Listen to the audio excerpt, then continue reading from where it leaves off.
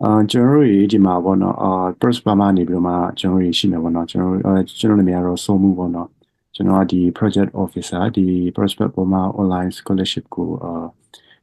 ဒီ online project ကိုပေါ့နော်နည်းနည်းလေးဒီsupporting လုပ်ပေးနေတဲ့သူပါ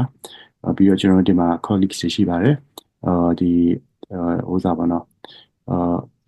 မက်ကီရှိမယ်ပြီးတဲ့ခါကျမက်ကီကကျတော့ဒီ in person scholarship နဲ့ပတ်သက်ပြီးတော့မှလုပ်ပေးနေတဲ့ support လုပ်ပေးနေတာပေါ့နော်ပြီးတော့မအေးမြရှိမယ်ပေါ့နော်အေးမြကကျတော့ကျွန်တော်တို့ဒီကျွန်တော်တို့ရုံပိုင်းမှာပတ်သက်ပြီးတော့ finance နဲ့ပတ်သက်တဲ့ management လုပ်ပေးနေတာပေါ့နော်ကျွန်တော်ဒီနေ့ကကျတော့ဒီနေ့အချိန်ပေးပြီးတွေ့လာပြီးအတွက်အားလုံးကျေးဇူးတင်ပါတယ်ပေါ့နော်ကျွန်တော်လည်း sign up လုပ်ပြီးတော့မှကြည့်တဲ့အခါကျတော့480လောက် sign up register လုပ်ထားတာတွေ့တဲ့အတွက်ကြောင့်ပေါ့နော်ဒီ online scholarship ကိုအားလုံးစိတ်ဝင်စားတဲ့တွေ့တဲ့ကြောင့်အရန်ဝမ်းသာပါတယ်လို့ဒီနေ့ကိုအချိန်ပေးပြီးလာအတွက်လည်းကျေးဇူးတင်ပါတယ်ပေါ့နော်ဒီထဲမှာလာတဲ့သူတွေပေါ့နော်တက်လာတဲ့သူတွေထဲမှာမနစ်တော့ Press Burma online scholarship ကိုရှောက်ပြီးသားသူတွေပါလိမ့်မယ်ပေါ့နော်အဲ့လိုဆိုရင်တော့ Press Burma online scholarship ကပါတယ်ဆိုတာဘယ်လိုရှောက်လဲဆိုတာလည်းသိပြီးသားဖြစ်မှာပါဒါပေမဲ့မဟုတ်သေးဘူးဆိုရင်ဒီနေ့မှစ join တဲ့စပြီးစိတ်ဝင်စားပြီးတော့မှjoin တဲ့သူတွေလည်းရှိအောင်ရှိပါလိမ့်မယ်ပေါ့နော်အဲ့အတွက်ကျွန်တော်တို့နည်းနည်းပြန်ပြီးတော့မှအသေးစိတ်ပေါ့နော် Press Burma online scholarship ကပါလဲဘယ်သူအတွက်ပေးရလဲဘာထောက်ပံ့နေလဲဘယ်တက်တူသွားလို့ရရဆိုတော့အကုန်လုံးကိုကျွန်တော်နည်းနည်းလေးဒီမှာအသေးစိတ်ဆွေးနွေးပြီးသွားမယ် Okay ပထမဆုံးကျွန်တော်တို့ဒီ content လေးပေါ့နော်ဒီနေ့ကဘာတွေဆွေးနွေးသွားမလဲဆိုတော့ပထမဆုံးတစ်ခုကကျွန်တော်ခုနပြောသွားတယ်PB online scholarship ပေါ့နော် PB online scholarship ဆိုတာဘာလဲ eligibility ဘယ်သူတွေကရှောက်လို့ရတယ်ပေါ့နော်ကန့်သတ်ချက်တွေကဘာရှိလဲနောက်တစ်ခုကကြာ scholarship benefits ပေါ့နော် online PB online scholarship ကနေပြီးတော့မှscholarship winner ဟိုစား awarded ဖြစ်သွားပြီဆိုရင် PB ကနေပြီးတော့ဘာတွေထောက်ပံ့ပေးမလဲပေါ့နော်အဲ့ဒါကြီးဆွေးနွေးသွားမယ်ပြီးတဲ့အခါကျရင် scholarship condition လို့ပြောတဲ့အခါကျရင်PB online scholar တယောက်က benefits တွေရတာတခုတည်းနဲ့မဟုတ်ဘူးเนาะကျောင်းသားတွေကလိုက်နာရမယ်ထိန်းသိမ်းရမယ်ဒီ condition ပေါ့အနေထားတွေရှိပါတယ်ဘာတွေလုပ်လို့ရတယ်ဘာလုပ်လို့မရဘူးလဲဘာတွေကို maintain လုပ်ရမလဲဆိုတာမျိုးတွေကိုအသေးစိတ်ကျွန်တော်ဆွေးနွေးသွားပေးမယ်ပြီးတော့နောက်တစ်ခုကျ number 5ပေါ့เนาะ application selection process ဘယ်လို apply လုပ်ရမလဲပေါ့เนาะပြီးတော့ကျွန်တော် selection timeline လေးပေါ့နော်ဘယ်မှာကျွန်တော်တို့ဘယ်အချိန်လောက်ကြာရင်ကျွန်တော်တို့ဒီ result လေးသိရမလဲဆိုတာမျိုးကျွန်တော်ဆွေးနွေးသွားမယ်ပြီးရဲ့ခါကျရင် number 6ကကျတော့ choosing the course ပေါ့နော်ဘာသာတွေရွေးလို့ရမလဲဘယ်လိုရွေးရမလဲပေါ့နော်ဒါလေးပါမယ်7ကကျတော့ choosing a university ဘယ်တက်သူတွေရွေးလို့ရမလဲပေါ့နော်အမှ PB ကနေပြီး recommend ထားပေးတဲ့ university ရှိတယ်မဟုတ်လေအခြား university ကိုကနေပြီးတော့ PB recommend လုပ်ထားတဲ့ university မဟုတ်ဘူးဆိုရင်လည်းအခြား university ကိုရှောက်လို့ရလာပေါ့နော်ကန့်သတ်ချက်တွေပါရှိလဲပေါ့နော်အဲဒီရှိမယ်ပြီးတော့ number 8က okay ဒါတွေအကုန်လုံးဆွေးနွေးသွားပြီးသွားဆိုရင်ကျွန်တော်တို့ online scholar တယောက်အနေနဲ့online course ကိုတက်ရှင်နေဆိုရင်အခြားဘာတွေထည့်သွင်းစဉ်းစားဖို့လိုလဲပေါ့နော်အဲ့ဒါလေးတွေတစ်ချက်လေးဆွေးနွေးသွားမယ်နောက်ဆုံးမှကျတော့ Q&A session လေးရှိမယ်ပေါ့နော်အဲ့ချာကျရင်ဒီတက်လာတဲ့ participant တွေအနေနဲ့ကျွန်တော်ဒီ chat box မှာပေါ့နော်စာရိုက်ပြီးတော့မေးခွန်းလေးမေးရမေးဖြစ်စေဒါမှမဟုတ်လည်းကျွန်တော်တို့ဒီကိုပိုင်ဒီ audio ရတစ်စင်ပေါ့နော်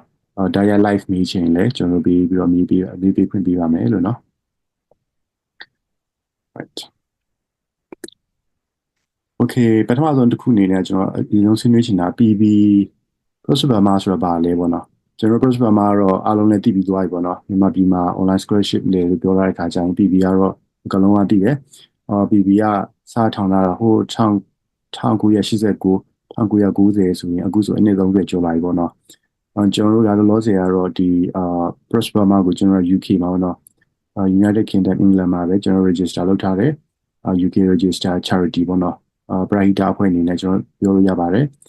ပြီးတော့ကျွန်တော် team တချို့ကဒီ UK မှာရှိမယ်တချို့ကကြတော့လေကျွန်တော်ဒီအာရှမှာရှိမယ်ပေါ့နော်ကျွန်တော်တို့အဖွဲ့အစည်းကတော့နည်းနည်းသေးရဆိုပေမဲ့အကလုံးနဲ့သိထားပြီးအတိုင်းပဲကျွန်တော်တို့လုံနေလဲကြားနေပြီPB ကနေပြီးတော့မမူထွေးလာတဲ့ចောင်းသားတွေကလည်းနေပဲပေါင်းစုံမှာပေါ့နော်အဓိကအခန်းကဏ္ဍတွေပါဝင်တာမျိုးလည်းတွေ့နေရတယ်ပေါ့နော်အဲကြောင့်ကျွန်တော်ဖွဲ့စည်းရသေးပြီမယ်ကျွန်တော်ရဲ့ဒီ impact ကပေါ့နော်အကျိုးတရားမှုအကြီးဆုံးဖြစ်ပါတယ်လို့အများကြီးရှိပါတယ်ပြီးတော့တစ်ခုသိထားဖို့ကကျွန်တော်တို့ကကြတော့နိုင်ငံရေးနဲ့ပတ်သက်တဲ့အဖွဲ့အစည်းမဟုတ်ပါဘူးပြီးတော့ဘယ်ဘာသာရေးအဖွဲ့အစည်းနဲ့မှလည်း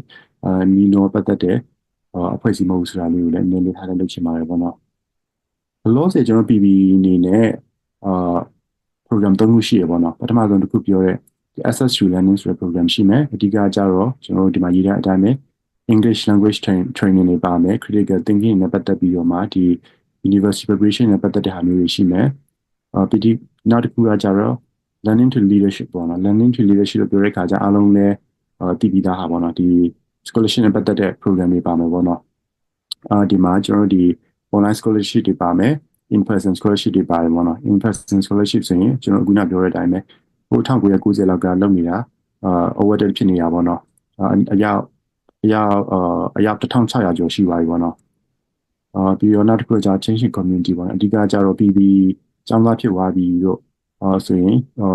ဒီအဖွဲ့ PB ရဲ့ community နဲ့ပတ်သက်ပြီးတော့ပါတယ်များတကယ်မြန်မာ PB ရဲ့ဖွံ့ဖြိုးရေးလုပ်ငန်းတွေဘယ်လိုလုပ်ဆောင်မလဲပေါ့နော်အဲ program လေးရှိပါတယ်ဒီကျွန်တော် slide လေးတော့အောင်နော်Okay ကျွန်တော်က in person scholarship ကတော့အကလုံးတည်သွားပြီပေါ့နော် in person scholarship ကကျွန်တော်တို့က in person scholarship လို့ပြောတဲ့အခါကျရင်ကျွန်တော်ထိုင်းတို့ဒီအခြားနိုင်ငံတွေမှာပေါ့နော်သွားပြီးတော့မှကျောင်းသွားတက်တာပေါ့နော်ဒါဆို online scholarship ကပါလေပေါ့နော် online scholarship နဲ့ in person scholarship ကပါကွာလေပေါ့နော်ကျွန်တော် online scholarship လို့ပြောတဲ့အခါကျရင် online scholarship ကပထမဆုံးတစ်ခုကကျွန်တော်စတာမကြသေးပေါ့နော်2022ခုနှစ်ကစပြီးတော့မှနိုင်ငံရေးအခြေအနေအမျိုးမျိုးကြောင့်မြန်မာပြည်ကနေပြီးတော့မှနိုင်ငံခြားအကြောင်းသားတက်ဖို့မဖြစ်နိုင်ဘူးပေါ့နော်ဥပမာဆိုရင်ကိုကလည်းအမြန်မာပြည်အတွင်းမှာပဲဥပမာဆိုရင်မပုံတင်ပါမရှိဘူးထောက်ထားတယ်မရှိဘူးရွှေ့လို့မရဘူးပေါ့နော်ရွှေ့ကြတော့လည်းမိသားစုတွေရှိတယ်မိသားစုဆွန့်သွားလို့မရဘူးအကြောင်းကလည်းပညာရေးကလည်းဆက်သွားရှင်နေတယ်ရွှေ့ကြလည်းပညာရေးကိုအဆုံး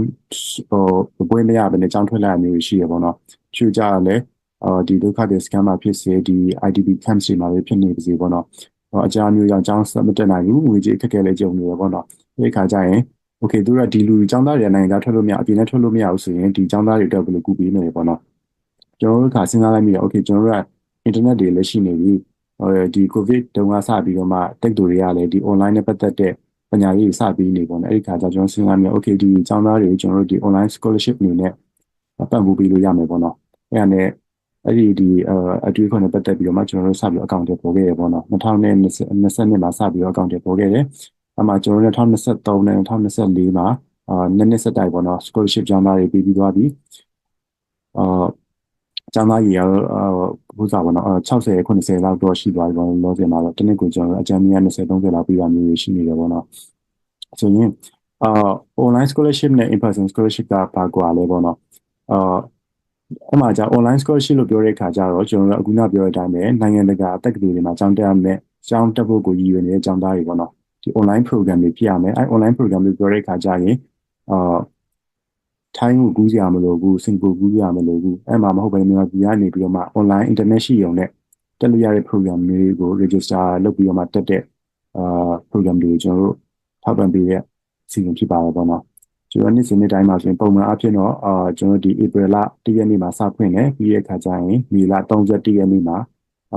ပိတ်တယ်ပေါ့နော်ကျွန်တော်အဲ့တော့ကျောင်းသားအနေနဲ့ apply လုပ်မယ်ဆိုရင်ကျွန်တော်2လအချိန်ရှိရပေါ့နော်ရက်60 61ရက်လောက်ရှိမယ်scholarship ကိုကျွန်တော်တို့က application announcement နေပေါ့နော်ကျွန်တော်တို့လောဆယ် scholarship မဖွင့်သေးဘူးကျွန်တော်တလားပိုင်းမှာ sorry 30 April လ1ရက်နေ့မှာဖွင့်မှာဖြစ်တဲ့အတွက်ကြောင့်အချိန်က3ပတ်လောက်တော့လိုသေးရပေါ့နော်အဲ့ကြရင်ကျွန်တော်ဖွင့်ပြီဆိုရင်ကျွန်တော်ကဘယ်ကနေကြည့်ရမလဲဆိုတော့ PB Facebook တွေရှိမယ်အဲ့မှာကျွန်တော် link ကိုသွားကြည့်လို့ရမယ်မဟုတ်ရင်လည်း PB ရဲ့ website ပေါ့နော်အဲ့မှာကျွန်တော်တို့application open ပြီဆိုတော့ဖွင့်ပြီဆိုတာမျိုးကိုပြောပြပြီးတော့မှအဲ့မှာသူ apply လုပ်ရမယ့် link ကိုကျွန်တော်တို့ထည့်ပေးမယ်အဲ့ကနေသွားပြီးတော့မှlink ကို click link ကိုနှိပ်ပြီးတော့မှ apply လုပ်လို့ရပါတယ်ပေါ့နော်တခုသိထားဖို့ကကြတော့ online application လုပ်တဲ့အခါကျရင်ကျွန်တော် online slip ပဲလက်ခံမယ်ကျွန်တော်ဒီ paper base တွေမရှိဘူးเนาะဟိုအရင်တော့ကကြာကျွန်တော် online PDF form တွေနဲ့ဖြည့်ပြီးတော့ဖြည့်ခဲ့ရမျိုးရှိရပါတော့အခုကတော့လုံးဝမဟုတ်တော့ဘူးဒီ online လုံးဝ computer online နေပြီးတော့မှပဲအင်္ဂလိပ်လိုတင်ရတယ်ပေါ့နော် next slide တော့မယ်ဆိုရင် eligibility ပေါ့နော် eligibility လို့ပြောတဲ့အခါကျရင်ဘယ်သူတွေကရှောက်ထားလို့ရလဲပေါ့နော်ဒီ online scholar လို့ပြောတဲ့အခါကျရင်ရှောက်မယ်ဆိုရင်ပထမဆုံးတစ်ခုကကြတော့မြန်မာပြည်ကဖြစ်ရမယ်ပေါ့နော်မြန်မာပြည်ကဖြစ်ရမယ်လို့ပြောတဲ့အခါကျတော့ကျွန်တော် priority ကပုံပွင့်နေပြောရရင်မြန်မာပြည်အတွင်းမှာအကြောင်းမျိုးအပြင်ထွက်လို့မရတဲ့အကြောင်းသားတွေပေါ့နော်အဲ့လိုကျွန်တော်ဦးစားပေးပါတယ် first priority နဲ့ပေးတယ်ဒါပေမဲ့အခြားကောရှောက်လို့ရတာရှားရပါတယ်ဥပမာဆိုရင် ထိုင်းတို့ဖြစ်စေဒီနေဆက်ဒေသမှာဖြစ်စေပေါ့နော်အကြောင်းမျိုးကြောင့်ရောက်နေရပေါ့နော်ထောက်ထားရမရှိဘူးသူအကြောင်းတက်ဖို့ကလည်းမဖြစ်နိုင်ဘူးပေါ့နော်ထောက်ထားမရှိတဲ့အတွက်ကြောင့်ထိုင်း University တက်ဖို့လည်းမဖြစ်နိုင်ဘူးထောက်ထားမရှိတဲ့အတွက်ကြောင့်ဘယ်မှလည်းသွားလို့အခက်အခဲကြုံနေရတယ်မြန်မာပြည်မှာလည်းနေလို့မရတော့ထွက်လာတာမျိုးတွေဆိုရင်ကျွန်တော်တို့ရှောက်လို့ရပါတယ်အဓိကကျတော့ဒီ originally from မြန်မာပြည်ကနေပြီးတော့မှမြန်မာပြည်မှာမွေးပြီးတော့မြန်မာပြည်မှာနေခဲ့တဲ့သူဖြစ်ရပါမယ်နံပါတ်2တစ်ခုကကျတော့ face financial challenges တွေပေါ့နော်ငွေကြေးခက်ခဲကြုံရပြီးတော့မှကျောင်းဆက်တက်လို့မရတဲ့ဟာမျိုးတွေပေါ့နော်အဲဒီခါကျရင်ကျွန်တော်တို့အဓိကကျတော့ကိုကနေပြီးတော့မှinterview တွေပိုင်းမှာကျွန်တော်မျိုးငွေကြေး financial challenges နဲ့ပတ်သက်ပြီးတော့မှဥပမာဆိုရင်စီးပွားရေးလုပ်ပြီးလေလို့ပေါ့နော်ကျောင်းတက်ဖို့ပတ်စံမလောက်တော့အဲ့လိုမျိုးဆိုရင် evidence တွေပေးနိုင်ဆိုကျွန်တော်တို့ကနေပြီးတော့မှစဉ်းစားပြီးတော့ပါမယ်နောက်တစ်ခုကကျတော့ intermediate level of English ပေါ့နော် at minimum ကတော့ကျွန်တော် intermediate level ရှိရမှာဒါပေမဲ့တကယ်လက်တွေ့မှာကြာ university နဲ့ဆိုင်တယ် university ကနေပြီးတော့မှချို့ကြလဲအဖက် intermediate တွေတောင်းတာရှိမှချို့ကြလဲ advanced တွေတောင်းတာမျိုးရှိမှာပေါ့နော်ဥပမာဆို law program မျိုးဆိုတော့ advanced တွေပါလို့တက်တယ်ပေါ့နော်အဲ့တော့ကိုယ့်ရဲ့ university နဲ့ကိုတက်ရှင်တဲ့ program ရဲ့ကန့်သက်ချက်ပုံမူတည်အင်္ဂလိပ်စာ requirement ကလည်းကွာလိမ့်မယ်ဒါပေမဲ့ PPE ရဲ့သတ်မှတ်ချက်ရဆိုရင်တော့ intermediate level of English ရှိရပါမယ်ပြီးတော့နောက်တစ်ခုရေးကြည့်ရကြတော့ commitment to development and social change မြန်မာပေါ့နော်မြန်မာပြည်ရဲ့ဖွံ့ဖြိုးရေးနဲ့ဒီ positive ပြောင်းလဲမှုတွေဒီအပေါင်းလက္ခဏာဆောင်တဲ့ပြောင်းလဲမှုတွေလုပ်ဖို့အတွက်ပေါ့နော်အဲ့လိုအကြောင်းသားတွေကျွန်တော်ကြည့်ရပြီးတော့ကျွန်တော်ပြရပါ okay ကျွန်တော် development နဲ့ social change ကိုပြောတဲ့အခါကျတော့တော်တော်များများကလေဒီ misperception ပေါ့နော်မှားပြီးတော့မှဘယ်လိုပြောမလဲတဘောထားတာ okay ပေါ့ငါတို့ကနေပြီးတော့မှဒီ NGO တွေမှာမလုပ်ဘူးပေါ့နော်ငါတို့အနေနဲ့ဒီ charity လုပ်တယ်မလုပ်ဘူးပေါ့နော်အဲ့လိုဆိုရင်အဲ့လိုလူတွေရှောက်လို့ရတာပေါ့နော်မဟုတ်ဘူးပေါ့နော်ကျွန်တော်အနေနဲ့ development လို့ပြောတဲ့အခါကျတော့ကိုကနေပြီးတော့မှဒီ NGO အတိုင်းအဝိုင်းမှာမဟုတ်ဘူးပြီးတော့အခြားဒီလူမှုရေးနဲ့ဆိုင်တဲ့အတိုင်းအဝိုင်းမှာမဟုတ်ဘဲနဲ့မြန်မာပြည်ရဲ့ဖွံ့ဖြိုးမှုပေါ့နော်နေပင်ပေါင်းစုံကနေပြီးတော့မှဒီနည်းတစ်ပုံနဲ့လုပ်နေရမျိုးဆိုရင်ကျွန်တော်တို့ကအဲ့ဒါဆိုရင် commitment to development and social change လို့တတ်မှတ်ပါတယ်အဲ့တော့ဆိုတဲ့သဘောကဒီ NGO တွေဒီ charity တွေဒီဖွံ့ဖြိုးရေးလုပ်ငန်းတွေမှာလုပ်နေတယ်မဟုတ်ဘဲနဲ့အခြားဒီစီးပွားရေးဆိုင်ရာဖြစ်စေ engineering ဆိုင်ရာဖြစ်စေအခြားဒီ business ပေါ့နော်ပိုင်းဆိုင်ရာဖြစ်စေအဲ့ဒီတွေမှာလုပ်ပြီးတော့မှမြန်မာပြည်ကိုဒီနည်းတစ်ပုံမျိုးဖြစ်ဖွံ့ဖြိုးအောင်လုပ်ပေးနေတဲ့သူကိုကျွန်တော်တို့ဒီလိုကျွန်တော်ထည့်သွင်းစဉ်းစားဒါပေမဲ့တစ်ခုရှိတာကြတော့လုပ်နေတဲ့ဟာတွေအကုန်လုံးကကိုယ့်ကိုယ်ကျိုးအတွက်မဟုတ်ဘဲနဲ့အများပြည်သူကိုကျိုးအတွက်ကိုလုပ်နေတဲ့သူမျိုးဖြစ်ဖို့လည်းအရေးကြီးပါတယ်Okay ကျွန်တော်တို့နောက်အဲ့ဆိုရင်ကျွန်တော်တို့ဘာ program တွေရှောက်လို့ရလဲပေါ့နော်ပထမဆုံးများသောဖြင့် scholarship တော်များကြတော့ကျွန်တော်တို့ဒီ master တွေ bachelor program တွေပေါ့နော်online scholarship ကကြတော့ကျွန်တော်နည်းနည်းလေး flexible ရှိရပါနည်းနည်းလေးကျွန်တော်ဖြေလျှော့လာပြီးအဲ့မှာပါရှိလို့ဆို diploma program တွေရှိတယ် diploma ကကြတော့ဘယ်လိုပြောမလဲ6လတန်ဖြစ်ပြီးတစ်နှစ်တန်ဖြစ်စီကြာလိမ့်မယ်ပေါ့နော်ဒီခါကျရင်မဟုတ်ရင်နည်းနည်းလောက်ရှိမယ်ဒါဆို undergrad diploma ရှိမှာပေါ့နော်ဒါဆိုရင် postgrad diploma မျိုးလည်းရှိတတ်တယ်undergrad diploma ကျ high school ပြီးသွားပြီဆိုရင်ကျွန်တော် undergrad diploma တွေနဲ့သွားလို့ရတယ်ပေါ့နော်အဲ့ဒါကြတော့များသောအားဖြင့်2နှစ်လောက်ရှိမယ်ပြီးတော့ bachelor degree ကကြတော့3နှစ်4နှစ်ရှိမယ်ပြီးတော့ graduate certificate ပေါ့နော် graduate certificate လို့ပြောတဲ့အခါကျတော့ဒါကတော့ဝေးရပြီးသားဖြစ်ရမယ်ကိုကလည်း master တက်ဖို့ကလည်းအချိန်မပေးနိုင်ဘူးပေါ့နော်ကိုယ့်ရဲ့ commitment အချိန်ကလည်းနည်းနည်းတယ်ပေါ့နော်ဥပမာဆိုရင်ကိုကမိသားစုရရှိနေကိုကအလုပ်ကလည်းလုပ်ရသေးတယ်အဲ့လိုမျိုးကြီးတွေကြတော့ကျွန်တော်တို့ဒီ graduate certification တွေစဉ်းစားလို့ရပါတော့ graduate certification ကိုပြောတဲ့အခါကျရင်သူကဘာလဲဆိုရင် bachelor ပြီးသွားပြီသူက master ဘွဲ့လည်းမရဘူးဒါပေမဲ့အဲ့ကြားတဲ့ဟာမျိုးဖြစ်မှာပေါ့နော်ဥပမာဆိုရင်ဒီတခြားဒီ European နိုင်ငံတွေဒီ Western နိုင်ငံတွေမှာဆိုရင်ကျွန်တော်များသောအားဖြင့် bachelor degree ကို level 6အနေနဲ့သတ်မှတ်တယ်ပေါ့နော်အဲ့လိုဆိုရင်ဒီ sorry level 5အနေနဲ့ level 5လား6လားဒီအဲ့ဒါသတ်မှတ်တာရှိပါအဲ့ဒါဆိုရင်မြင့်တာဆိုရင်ကျွန်တော် level 6 7လောက်ဆိုရင်ကျွန်တော် graduate certificate ရှိမှာပေါ့နော်အဲ့ဒီအပေါ်မြင့်နေဆိုရင် graduate diploma ရှိမယ်ပြီးတော့ master degree ပေါ့နော်ဥ master degree ကကြာတော့ကျွန်တော်များသောအားဖြင့်2နှစ်မဟုတ်လို့3နှစ်ပေါ့နော်အဲ့မျိုးကြာမျိုးရှိတယ်တချို့ university ကကြာတော့လေတစ်နှစ်အတွင်းဖြတ်လို့ရမျိုးရှိမှာဒါပေမဲ့များသောအားဖြင့်ကတော့2နှစ် program တွေများပါတယ် okay ပြီးတဲ့အခါကျရင်အရေးကြီးဆုံးတစ်ခုအရင်ရေးကြီးတဲ့တစ်ခုကကြတော့ be committed to completing the study program ပေါ့နော်ဒီကိုကနေပြီးတော့မှဒီကျောင်းကိုတက်လိုက်မယ်ဒီ scholarship ကိုရှောက်လိုက်မယ်လို့စဉ်းစားပြီးဆိုရင်ဒီကြတာကကြတော့ကျောင်းသားအာမခံရမှာပါလို့ဆိုတော့ဒီပုံမှာတက်မယ်ဆိုရင်ဒီပုံမှာ PhD တက်ဖို့လိုတယ် bachelor လို့ပြောတဲ့အခါကျရင် bachelor ပြီးအောင်တက်ဖို့လိုတယ်ဒီ graduate certificate ဆိုရင် certificate မျိုးတွေတက်ဖို့လိုတယ်ပေါ့နော် graduate certificate ဆိုရင်8လရင်တစ်လောက်ကြာတာပေါ့နော်အဲ့ပြင်ကိုပြီးအောင်တက်ရမယ်မပြီးရတော့ထွက်လို့မရဘူးပေါ့နော်အဲ့ဒါလေးတစ်ခုလေးကိုသိထားအောင်ဖြစ်ရှင်တယ်အကိမပြီးဆိုရင်ကျွန်တော်တို့ကဒီဟိုအကျိုးဆက်တွေရှိပေါ့နော်အဲ့ဒါဒီနောက်ဆက်ပြီးအကျိုးတွေကဘာဖြစ်မလဲဆိုတာကျွန်တော်နောက်မှာတကယ်ဆွေးနွေးတော့ဖို့ရှိပါတယ်ပြီးတော့chosen program must be fully online ပေါ့နော်ဒီ online ပြီးတတ်ဖြစ်ဖို့လိုတယ်ပေါ့နော်တချို့ကြတော့ hybrid program မျိုးရှိတယ်အကြောင်းကို6လပတ်တက်တယ်ဒီခါကျ online လုပ်တယ်ရှို့ကြတော့တချို့ဘာသာတွေ online အနေယူလို့ရတချို့ဘာသာတွေကြတော့လေဒီ in class တက်လို့ရပါတော့အဲ့ဒီ program ဆိုတော့ eligible မဖြစ်ပေါ့နော်ဒီ qualify မဖြစ်ဘူးအဲ့လိုဆိုရင်ဘာဖြစ်ရမလဲဆိုရင်ဒီ program နဲ့ဒီက 100% fully တရားရခိုင်တော့ online ဝေးတင်ပြရပါမယ်ဘာသာအနေနဲ့ကတက်ကြီးရှိလားဆိုရင်ကျွန်တော်တို့ကပြောရခဲ့ရင်ဘာသာအနေနဲ့ဘယ်ဟာလို့တတ်မှတ်ထားမျိုးမရှိဘူးစက်တဲ့နယ်ပယ်ကနေပြီးတော့မှရှာလို့ရမယ်ပြီးတော့နောက်တစ်ခုကကြတော့ international university ဖြစ်ဖို့လိုတယ်ပေါ့နော်အမှားပြီးတော့အဲ့ဒါလေးဒါကြတော့ဟို eligible တွေပေါ့နော်ဘာတွေဒီရရှာလို့ရအောင်အသက်အနေနဲ့ကတ်မှတ်ထားတာလို့ကျွန်တော်မေးရရှိပါဘူးနော်အသက်အနေနဲ့ကျွန်တော်အရင်တုန်းကကျတော့18ကနေ45လို့တတ်မှတ်လိုက်တာရှိဒါပေမဲ့ online program နဲ့ flexible ဖြစ်တဲ့အတွက်ကြောင့်ဘာလို့အကြောင်းမျိုးကြောင့်လို့ပြောမယ် in person မတက်နိုင်ဘူးအဲ့ဒီခါကျတော့အကြောင်းမျိုးကြောင့် career change ဖို့လည်းလိုနေတယ်အကြောင်းမျိုးကြောင့် online degree ပညာရေးတစ်ခုလည်းဆက်ပါဖို့လိုရဆိုရင်ကျွန်တော်တို့ကဒါအကန့်အသတ်တွေကိုကျွန်တော်ဖြုတ်ချလိုက်တယ်ပေါ့နော်အဲ့ဒီခါကျအသက်45ကျော်လာလေရှောက်လို့ရတယ်ပေါ့ဒါပေမဲ့ prioritize ပြီးမှကျတော့ကျွန်တော်တို့18 to 45ပေါ့နော်အဲ့အသက်ကိုပဲဖြစ်ပါတယ်လို့ okay အခုကကျွန်တော်ပြောပြီးတော့ဗာလဲဆိုရင်note ပေါ့နော်ဒီ note စီလို့ပြောတဲ့ခါကျရင်ဘာစထက်စဉ်းစားမလဲဆိုရင် deadline ပေါ့နော်ကျွန်တော်31ရက်နေ့ deadline ကိုချက်ပြီးပြီးပါပြီမှာ31ရက်နေ့မေလာ deadline ကိုစဉ်းစားပေးပါတိထားပေးပါ31ရက်မေလို့ပြောတဲ့ခါကျရင်မြန်မာစံတော်ချိန်ပေါ့နော်အဲ့လေတစ်ချက်လေးပြီးတော့မြန်မာစံတော်ချိန်ည7:00နာရီကျော်ပြီးသွားပြီဆိုရင်တော့ကျွန်တော်တို့ကတော့မရတော့ပါဘူးအဲ့တော့မြန်မာစံတော်ချိန်လေးတစ်ချက်လေးပြီးပါပြီပါနော်အမှ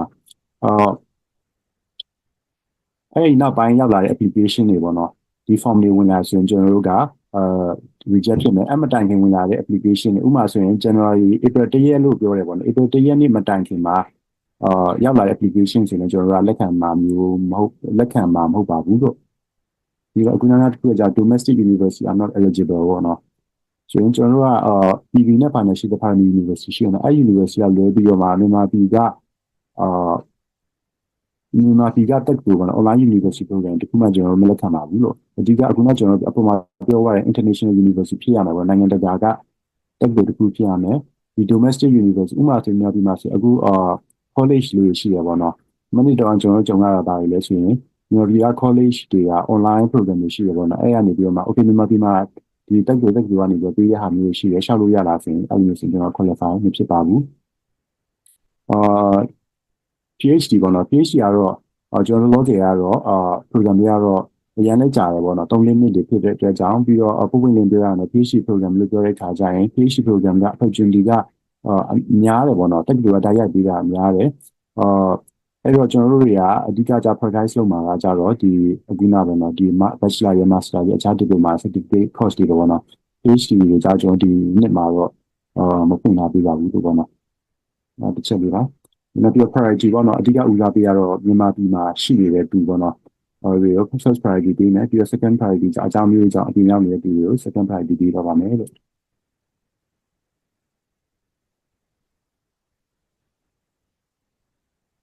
Okay scholarship benefits ပေါ့နော် PB scholarship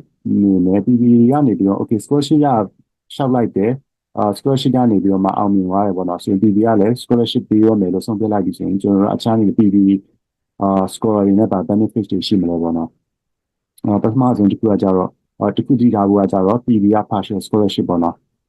ကျွန်တော်တို့ကအကုန်လုံးမပေးပါဘူးscholarship ရဲ့တစ်စိတ်တစ်ပိုင်းပေါ့နော် tuition fees တို့အခြား expense ရဲ့တစ်စိတ်တစ်ပိုင်းတော့ကျွန်တော်ပေးရပါအဲ့ဒီချက်လေးပြီးသားပေးပါ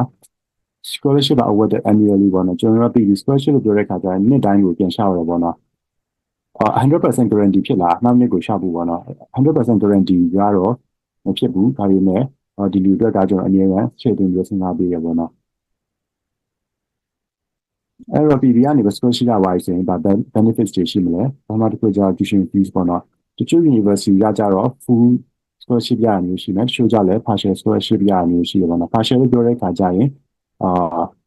တက်ကြည့်နေလဲဆိုင်ရပေါ့နော် တက်တူကနေပြီးတော့မှဘလောက်ပြရမလဲပေါ့အဲ့ပေါ်မှာမူတည်မှာ partial ဖြစ်သွားနိုင်တာမျိုးရှိတယ် internet stipend တွေရှိမယ်ကျွန်တော်တို့ကလောကကျွန်တော်တတ်မှတ်ထားတဲ့ amount တစ်ခုရှိရပေါ့နော်ဒီတစ်နှစ်ဆိုဘယ်လောက်ပေးရပေါ့နော်6လ program ဆိုဘယ်လောက်ပေးတယ်အမျိုးတတ်မှတ်ပေးတာရှိတယ်ဥပမာဆိုရင်okay ကျွန်တော်တို့ကနေပြီးတော့မှထားပါဆိုကချင်ပြည်နယ်တို့ဒီနေဆက်ဒေသမှာဆိုပြီး okay ဒီ internet line တွေပိတ်ထားရပေါ့နော်အဲ့ဒီခါကျ Starlink တုံးရတဲ့သူတွေရှိရပေါ့အဲ့ဒီခါကျရင်ကျွန်တော်အဲ့အတွက်အကြောင်းသားတွေကြတော့နည်းနည်းလေးပို့ပြီးတော့မှ stipend ပို့ပြီးတော့တူရပေးရမျိုးလေးရှိမယ်study material and stationery ပေါ့နော်အဲ့အတွက်ကိုလည်း study သင်ထောက်ကူပစ္စည်းနဲ့ပတ်သက်တဲ့ဟာမျိုးလည်းကျွန်တော် supporting လုပ်ပေးတယ်ပြီးတော့ laptop electronic devices ပေါ့နော်ဒါကြောင့် laptop နဲ့ devices laptop and electronic devices ဆိုပြောတဲ့အခါကျ laptop လို့ပြောတချို့ကြောင်းလိုက်အကောင်လုံးတော့ကျွန်တော် laptop ကိုတော့မပေးဘူးပေါ့နော်ဘာလို့လဲဆိုတော့တချို့ program တွေအရင်တူတယ်ဥပမာ certificate လောက်ဆိုရင်8လလောက်ဆိုရင်ကျွန်တော်တို့ကတော့မပေးဘူးပေါ့နော်အရင်တူတဲ့ program မျိုးဆိုရင်မပေးဘူးရှိတဲ့ program မျိုးဆိုရင်ပေးတယ်တချို့ကြောင့်လည်းကျောင်းသားတွေကြောင့်လည်း laptop ရှိပြီးသွားပြီဆိုရင်ကျွန်တော် laptop ကိုမပေးရမျိုးရှိရပေါ့နော် electronic devices တွေပေါ့နော်အဲ့မှာဆိုရင်ပါမယ်ဆိုတော့မြန်မာပြည်မှာကျောင်းတက်နေမှာမီးရန်ပြတ်တယ်ပါဖြစ်တယ်ညာဖြစ်တယ်ဆိုရင်ကျွန်တော်တို့ကအဲ့လို power bank တို့ power station တို့ဝယ်ဖို့အတွက်ကိုကျွန်တော်တို့ဒီ supporting လုပ်ပြီးရပေါ့နော်နောက်တစ်ခုကကျတော့ mental health counseling ပေါ့နော်အခုအတည့်အတိုင်းပေါ့နော်အကြောင်းသားတွေတို့မြန်မာပြည်မှာနေတဲ့ဒီနေ့တော်များတယ်ဒီစိတ်ပိုင်းဆိုင်ရာနဲ့ပတ်သက်တဲ့ဒီအခက်အခဲလေးရှိပေါ့နော်အဲ့ဒီခါကျကျွန်တော်တို့ PB ကနေပြီးတော့မှဒီ mental health counseling နဲ့ပတ်သက်တဲ့ဟာမျိုးကျွန်တော်တို့ professional counseling အဖွဲ့တစ်ခုပေါ့နော်ဒီခုနဲ့ကျွန်တော်ပေါင်းနေတယ်အဲ့မှာကျရင်ကျွန်တော်ဒီtraining လေးပြီးသွားမှရှိမယ်မဟုတ်ရင်လည်းသူတို့ကနေပြီး individual counseling ပေါ့နော် counselor နဲ့ qualified ဖြစ်တဲ့ counselor နဲ့ဒီနေ့တိတ်ဆွေးနွေးကြံပေးရပြီးတော့ပေါ့နော်ဆွေးနွေးပြီးတော့တကူတယောက်ချင်းစီcounseling လုပ်တာမျိုးကိုလည်းသူတို့က service တွေလို့ရှိရင်ကျွန်တော်တို့ကပံ့ပိုးပေးတယ်နောက်တစ်ခုကပါလဲဆိုတော့ one to one mentorship support ပေါ့နော်ကျောင်းသား PB scholar ဖြစ်သွားပြီဆို online scholar ဖြစ်လာပြီဆိုရင်သူကနေပြီးတော့မှသူတို့ guide လုပ်ပေးတဲ့ဒီ career နဲ့ပတ်သက်တဲ့ဒီလုပ်ငန်းနဲ့ပတ်သက်တဲ့နယ်ပယ်နဲ့ပတ်သက်တဲ့ဒီguidance ပေါ့နော်ဒီအမျိုးတွေဒီ education နဲ့ပတ်သက်တဲ့ဒီပညာရေးနဲ့ပတ်သက်တဲ့ဟာမျိုးတွေသူတို့ကိုဒီလမ်းပြပေးနေတယ်ပေါ့နော် mentor ဆိုရင်ကျွန်တော်တို့ကချိန်ထားပေးပါကျွန်တော် mentor ယူတဲ့အခါကျအရင် strict ဖြစ်တယ်ပေါ့နော်အဲဒီခါကျရင်ကျွန်တော်ကစံသတ်မှတ်ချက်ကတော်မြင်မယ်အဲဒီခါကျတော့ကို scholar တရားဖြစ်လာပြီဆိုရင်ကိုရတဲ့ mentors ကတော်တော် experience ရှိပြီးတော့မှနေပေတနေ့တွေမှာတော်တော်ကျွမ်းကျင်တဲ့သူတယောက်နဲ့ကျွန်တော်ကတွေ့ပြီးတော့မှအဲ့လူကနေပြီးတော့မှဒီ mentors ကနေပြီးတော့မှ supporting လုပ်ပါပေးလို့မှာပေါ့နော်maximum scholarship မှာကျွန်တော်တတ်မှတ်ထားမျိုးရှိရပါတော့ US dollar 9000တတ်မှတ်ထားမျိုးရှိရတစ်နှစ်ပေါ့နော်ဒီကကျကျွန်တော် scholarship လို့ပြောတဲ့ခါကျရင်ကျွန်တော် first priority က tuition fees တွေကိုတွားတယ် tuition ကျောင်းလာကလည်းတွားတယ်ကျောင်းလာကလည်းပို့ပြီးွားပြီးဆိုမှကျွန်တော်ကနေပြီးတော့မှအခြားဒီ national stipend တို့ဒီ laptop တို့ပါလို့ထည့်ပြီးစဉ်းစားပြီးရပါတော့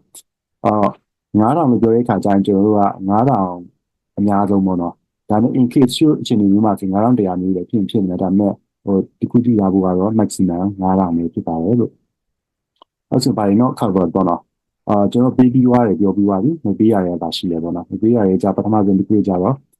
food and accommodation ပေါ့နော်ဒီကြောင်းတက်နေနေ okay ဒီ accommodation လို့ရပေါ့နော်ထားပါဆိုရန်ကုန်မှာနေဖို့အတွက်အိမ်လိုက်အိမ်စိမ်းတို့ပါလို့အဲ့မျိုးကျွန်တော်ပေးရမျိုးမရှိပါဘူး food နဲ့ပတ်သက်တဲ့ဟာမျိုးကျွန်တော်ပေးရမျိုးမရှိပါဘူးပြီး travel ပေါ့နော်ဒီမှာစင်ပွဲသွားယူဖို့တို့free research တို့ပါလို့အဲ့အတွက်ကိုကျွန်တော် support မလုပ်ပါဘူး language exam fee ပေါ့နော်ဆိုရင်စာမွေးဖြေဖို့လိုတယ်လိုလာပြီပေါ့နော်အဲ့ဒီခါကျရင်IELTS ဖြေဖို့လိုလာပြီလို့ဘာလို့ဆိုရင်ကျွန်တော်အဲ့အတွက်ကဒီ fees နဲ့ပတ်သက်တာမျိုးတွေမရှိပါဘူးအဲ့အတွက်ကကျွန်တော်တို့ဒီ PB ကနေပြီးတော့မှဖွင့်ထား program လေးရှိတယ်ပေါ့နော်prospect ဖွင့်တဲ့ program လေးရှိတယ်အဲ့မျိုးစင်စိတ်ဝင်စားအဲ့ program လေး join ပြီးတော့မှအင်္ဂလိပ်စာ training တက်ပြီးတော့အင်္ဂလိပ်စာ language training လေးတက်ပေါ့နော်အဲ့ဒီခါကျအမှဒီကပေါ့နော်exam ဖြေဖို့အတွက်ကိုလည်းသူက support လုပ်ပေးပါလို့မယ်ပြီးတော့ university application fees ပေါ့နော်တချို့အကြောင်းတွေကနေပြီးတော့မှ free application ပေါ့နော်တချို့အကြောင်းတွေကကြတော့လေဘယ်လိုပြောမလဲ fees တွေပေးရမျိုးရှိပါတော့30ပြီဖြစ်စေ$50 50ဖြစ်စေ80ဖြစ်စေတော့အဲ့အမျိုးတွေပေးရမျိုးရှိအဲ့တော့ကဒီပြန်နေပြီးမှ cover လုပ်ပေးပါဘူးလို့ဒီစာပါမယ် Okay scholarship condition ပေါ့နော် scholarship condition PB online scholar ဖြစ်သွားပြီဆိုပါဆိုတော့ scholarship လည်းရသွားပြီဆိုရင်လိုက်နာမဲ့ဒီ condition လေးရှိရပါတော့အကြောင်းသားတယောက်အနေနဲ့ပထမဆုံးတစ်ခုကကြာအခုနကျွန်တော်ပြောပြရတာနဲ့ online scholarship ဆိုရင်ပြောတာတစ်နှစ်ပေါ့နော် duration ကတစ်နှစ် ဥပမာဆိုကျွန်တော် grant letter ပေးလိုက်တယ်ပေါ့နော်ပြီးကနေပြီးတော့မှ okay award ဖြစ်သွားပြီဆိုရင် date ကိုကြည့်လိုက်ပေါ့နော် sign ထိုးရတဲ့ date ကနေ start ပြီးမှတစ်နှစ်အတွင်းကိုတစ်နှစ်အတိကိုကြည့်လိုက်ပေါ့နော်အဲ့ဒီဆိုရင်ဒါ scholarship period ပေါ့နော်တစ်နှစ်ဖြစ်မယ်နေ့တိုင်းကိုကျောင်းသားတွေကပြန်ပြီးတော့ reply ပြန်တော့မှလည်းပြန်ရှင်းအောင်မယ်minimum requirement ပေါ့နော်ရှိပါမယ်3 out of 4ပေါ့နော်အနည်းဆုံးတော့85%တော့ CGPA ရပါမယ်အကယ်၍တချို့ကျောင်းတွေကကြတော့European တက္ကသိုလ်တို့ဒီအခြား university ကြတော့ဒီ UK တို့ဘယ်လိုပြောမလဲ EU တို့ကတက္ကသိုလ်တွေကြတော့ဒီ CGPA 3.4 4မသုံးတာမျိုးရှိတယ်တို့ရဲ့ system တစ်ခုရှိတယ်80တရားတက်မှတ်တာမျိုးရှိတယ်တချို့ကြလည်း60 80မျိုးရှိတယ်ပေါ့နော်အဲ့ဒီကကြသူတို့နဲ့ကိုက်ညီပေါ့ equivalent ဖြစ်တဲ့ဟာကိုကျွန်တော်ပြန်ကြည့်ပေးတယ်ဥပမာဆိုရင်UK မှာဆိုရင်တော့တရားခိုင်နှုန်းမှာဆိုရင်ကျောင်းသားတော်များကရတာဘယ်လိုပြောမလဲ3ဆိုရင်65%လောက်နဲ့ညီတာမျိုးရှိရပါတော့အတွက်ကိုကျွန်တော်တို့ပြန်ချိန်ပြီးတော့မှပြန်တက်နေပေးရပါတော့အဲ့ဒီအပြင်ဘာလုပ်ရမလဲဆိုရင်survey တွေရှိမယ် reporting တွေလုပ်ရပါမျိုးရှိပါမယ်အခုနကျွန်တော်ပြောရပါတော့ကျောင်းသား scholarship ရပြီဆိုရင်ရှောက်လိုက်တယ်ပေါ့နော်ရသွားပြီဆိုရင်လက်မှတ်မထိုးခင်ပေါ့နော်ဒီ scholarship လက်မှတ်ထိုးခင်တစ်ချက်လေးသိထားပြီးတော့အရေးကြီးတာပေါ့နော်ဒီပြကနေပြီးတော့မှ scholarship ပေးလိုက်တယ်ဒီ fund တွေကိုဒီပတ်စံတွေကိုလွယ်သုံးစားလုပ်တာတို့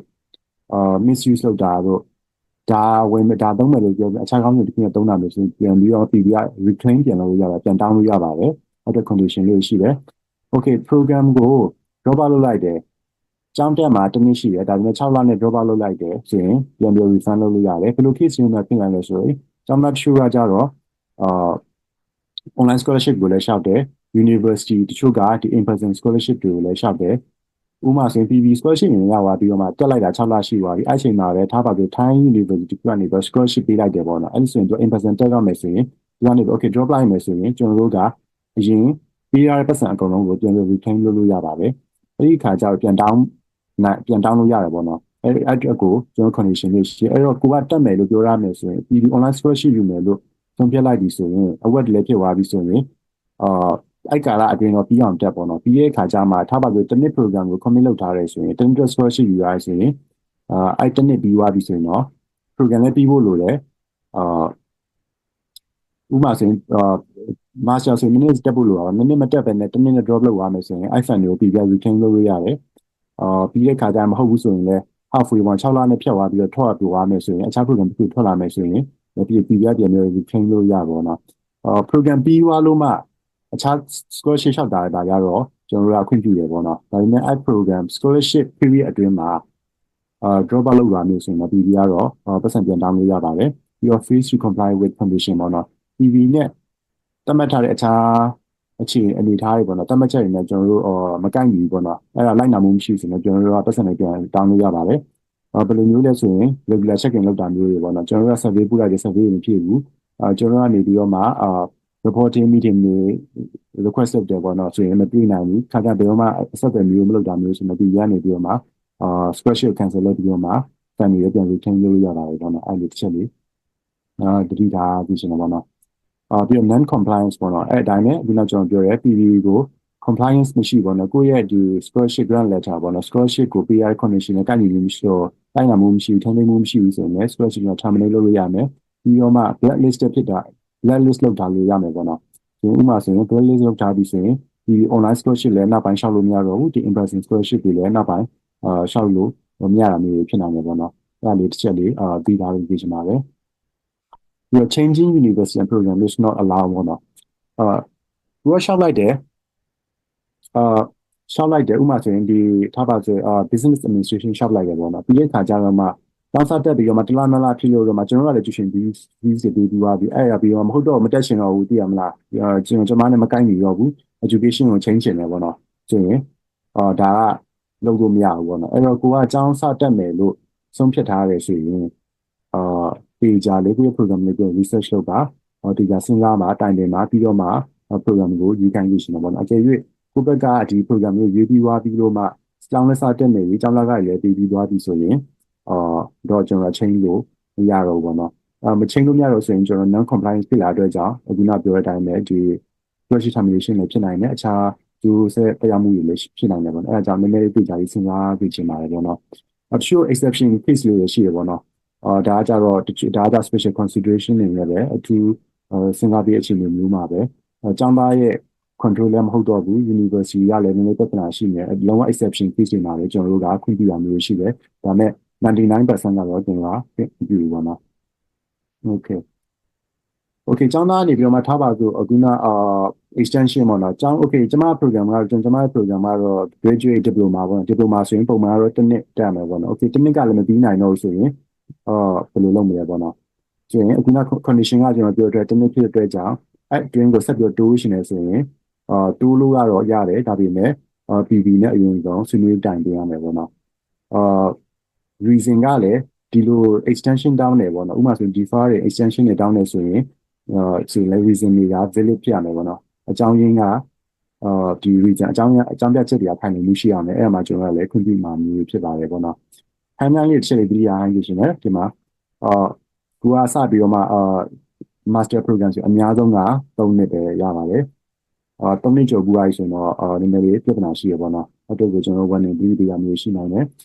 undergrad ဆိုရင်ပုံမှန်တော့ခုနကျွန်တော် undergrad program က3နှစ်4နှစ်ပေါ့နော်အဲ့အမျိုးရှိတယ်ဒါပေမဲ့အချိန်ကြီးအကြောင်းမျိုးကြောင့် extension ထပ်လုပ်တယ်ဆိုရင်တော့မှကျွန်တော်တို့ကအများဆုံး9နှစ်ပဲပြီးဖို့လိုရပေါ့နော်ဘာလို့လဲဆိုတော့ကျွန်တော်တို့ကျောင်းသားတယောက်ကိုအမြဲအကြာကြီးစောင့်နေကြရပါတော့ဘာလို့အခြားကျောင်းသားတွေလည်းကျွန်တော်တို့ကဒီအခွင့်အရေးဆုံးရှုံးသွားဖြစ်တဲ့ကြောင့်အဲ့ဒီတစ်ချက်လေးပြီးထားလို့ရှင်တယ်certificate and diploma ပေါ့နော်အခုနောက် certificate တွေ timeline တွေတော့ကွာတယ်ဥပမာဆိုရင်6လမျိုးရှိမယ် shoe certificate 6လမျိုးရှိ shoe certificate ကကြောက်လေတစ်နှစ်မျိုးရှိရမှာအဲ့ပေါ်မှာမူတည်ပြီးတော့မှလည်းကျွန်တော် extension ပေးလို့ရတဲ့ကာလကလည်းကြောင်းလဲသွားမှမျိုးရှိရပေါ့နော်အဲ့ပေါ်မှာဆိုရင်3ပုံတစ်ပုံဥပမာဆိုရင်တစ်နှစ်ဆိုရင်နောက်ထပ်ကျွန်တော်4လလောက်တိုးပြီးတာမျိုးရှိရပေါ့နော်အဲ့မှာသူရဲ့timeline ဘယ်လိုပြောမလဲ program duration နဲ့ကွာပြီးတော့မှကျွန်တော် extension တောင်းလို့ရတယ်ကာလရကွာမှာအဲ့ဒီကြောင့်အတိထားမှာကကြတော့ကိုစပြီဆိုရင် contract ကိုဥပမာဆိုရင်ကျွန်တော်တို့ကပြီးထားပါဆိုဒီဇင်ဘာမှာစပြီဆိုရင်နောက်နှစ်ဒီဇင်ဘာအဲ့အပြင်ကိုနည်းနည်းလေးပေါ့နော်အဲ့လောက်ပဲပြေးလို့ရမယ့်အနေအထားမျိုးရှိတယ်ပေါ့နော်အဲ့လိုချက်ပြီးကြတာမျိုးရှိပါတယ် okay ချိုးကကြလဲအခုနကကျွန်တော်ပြောတဲ့ PB scholarship ကကျွန်တော် partial ပေါ့နော်စိတ်တစ်ပိုင်းနဲ့ပြီးရဆိုရင် okay ကျွန်မအနေနဲ့စိုင်းနေမပြီးဘူးဟိုဖြစ်လို့အခြား scholarship ရှောက်လို့ရလားဆိုရင်ရှောက်လို့ရတယ်ပေါ့နော်ပြဿနာမရှိဒါပေမဲ့အဲ့ scholarship ကဘယ်လိုပြောမလဲအရှောက်မယ်ဆိုရင်ပြီးပြီးတော့အရင်ဆုံးအကြောင်းကြားရှောက်မယ်ဆိုရင်အကြောင်းကြားပေးပေါ့နော်အကေရသွားပြီဆိုရင်အကြောင်းကြားပေးပြီးကနေပြီးတော့မှ okay ဒီ scholarship မျိုးရအခု scholarship မျိုးလို့တော့မရမျိုးဘယ်လိုပြောမလဲဝင်ပြောမှမျိုးတော့မဟုတ်ပေါ့နော်ဒါပေမဲ့အခုညတိကျမှာ in person scholarship တွေရှောက်မယ်ဆိုရင်နည်းလေးပြီးတာမယ်အကေရ in person scholarship ရှောက်လာရင်ဒါ scholarship တက်ဖြစ်သွားပြီ program တက်ဖြစ်သွားပြီဖြစ်တဲ့ကြောင့်အကေရဒါကြောင့် non compliance နဲ့ညီလာတဲ့ဟာမျိုးရှိရပေါ့နော်အဲ့ဒါကြောင့် in person scholarship ရှောက်မယ်ဆိုရင်တော့တတိတာပေါ့နော်အဓိကကျတော့ PB online scholarship ယူရပြီဆိုရင်ဒီကနေပြီးဒီ program တက်မယ်ဒီအကြောင်းပြအောင်တက်မယ်လို့ committed လုပ်ရတာပေါ့နော်အဲ့ဒီခါကျတော့အခြား school in person scholarship ရှောက်တယ်ဆိုရင်တော့နည်းလေးပြဿနာရှိတယ်ဒါပေမဲ့အခြားfinancial support တွေအဖွဲ့အစည်းတွေစီအားရှောက်တဲ့ဟာမျိုးဆိုရင်ကျွန်တော်တို့ကတော့ပြဿနာတော့မရှိဘူးเนาะ okay application process ပေါ့နော်အမှအခုကျောင်းသားလေးစနေသွားတဲ့ဟာမျိုးပေါ့နော် application ကကျွန်တော်တို့ကအခုနပြောသွားတဲ့အတိုင်းပဲတရက်နေ့ April မှာဖွင့်တယ်31ရက်နေ့မေလမှာပြင်မယ်ပေါ့နော် online system ဖြစ်တဲ့အင်္ဂလိပ်လိုတင်ရမယ်link ကိုကျွန်တော်တို့ဒီ Facebook မှာတင်ထားမယ်ပြီးတဲ့ခါကျရင်Facebook မှာတင်မယ်ပြီးတဲ့ခါကျရင်ဒီ website မှာတင်ပါမယ်အဲ့ဒီခါကျရင် last week of March ဆိုရင်လည်းစစ်ကြည့်တာပေါ့နော်ဒီလကုန်လ April လ1ရက်နေ့မတိုင်ဘူးဆိုရင်ကျွန်တော်တင်ထားပေးမယ်ဒါမဲ့ဒီရမှာကlink ရှိပေမဲ့ကျွန်တော်တို့ April 1ရက်ပြီးနောက်ပိုင်းမှာapplication submit လုပ်ဖို့အတွက်ကျွန်တော် request လုပ်ကြအကြံပြုရှင်တာပေါ့နော် April မတိုင်ခင်ရောက်လာတဲ့ဟာမျိုးဆိုရင်1ရက်နေ့ April မတိုင်ခင်ရောက်တဲ့ဟာမျိုးဆိုရင်ကျွန်တော်အကုန်လုံးဒီ eligible ဖြစ်တော့ပေါ့နော်အဲ့လိုရှိမယ်မိကုန်းနေရောနောက်ဆုံးမှကျွန်တော်ပေးမယ်နော်အဲ့လိုတစ်ချက်ဖြည့်ပေးမယ်နော်ဒီလိုစီအားကျွန်တော်ဆက်သွားလိုက်မယ်နော်interview ပေါ့နော်အဲ့ဒါပြီး watch ကကြရင် okay ကျွန်တော်တို့အမှတ်ပေးစနစ်တွေရှိမှာပေါ့နော်ကျွန်တော်တို့အမှတ်ပေးစနစ်အရင်ဥစားပေါ့နော်အဆင့်မောင်းများစွာရှိတယ်committee နဲ့ယူရမျိုးပေါ့နော်အဲကြောင့် rigorous ဖြစ်တယ်စားပါလေကျောင်းသား stage ကျွန်တော်တို့ internal selection ပြီးသွားပြီပေါ့နော်ပြီးသွားပြီဆိုရင်ကျွန်တော်တို့ကျောင်းသား okay ဒီကျောင်းသားတွေကတော့ select လုပ်ပြီးသွားပြီ interview ဆိုရင်ကျွန်တော်တို့ဘယ်အချိန်မှာ interview shortlist လုပ်မယ်ဆိုတော့ August ပေါ့နော် end of August ဟာမျိုးရှိမယ် okay interview ဆိုရင်ကျွန်တော်တို့ email ကနေပြီးတော့ contact လုပ်ပေးမယ်email ကိုတစ်ချက်လေးပြီးထားခိုင်းပြီးရှင်းတယ်ပေါ့နော်အဲ့မှာကျွန်တော်တို့ Facebook ကလည်း announce လုပ်မယ် shortlist တွေခေါ်ပြီးသွားပြီနာမည်ကတော့ပါလာမှာမဟုတ်ဘူးဒါပေမဲ့အဲ့ဒီခါကျရင်ကိုယ့်ရဲ့ email တစ်ချက်စစ်ကြည့်ပေါ့နော်ကျွန်တော်တို့ကဘယ်လိုပြောမလဲ apply လုပ်တဲ့သူအကုန်လုံးကျွန်တော် response လုပ်မှာမဟုတ်ဘူးပေါ့နော် shortlist လုပ်ထားတဲ့ကျောင်းသားတွေလည်းကျွန်တော် shortlist email contact လုပ်မှာဖြစ်တော့အကယ်၍ကိုက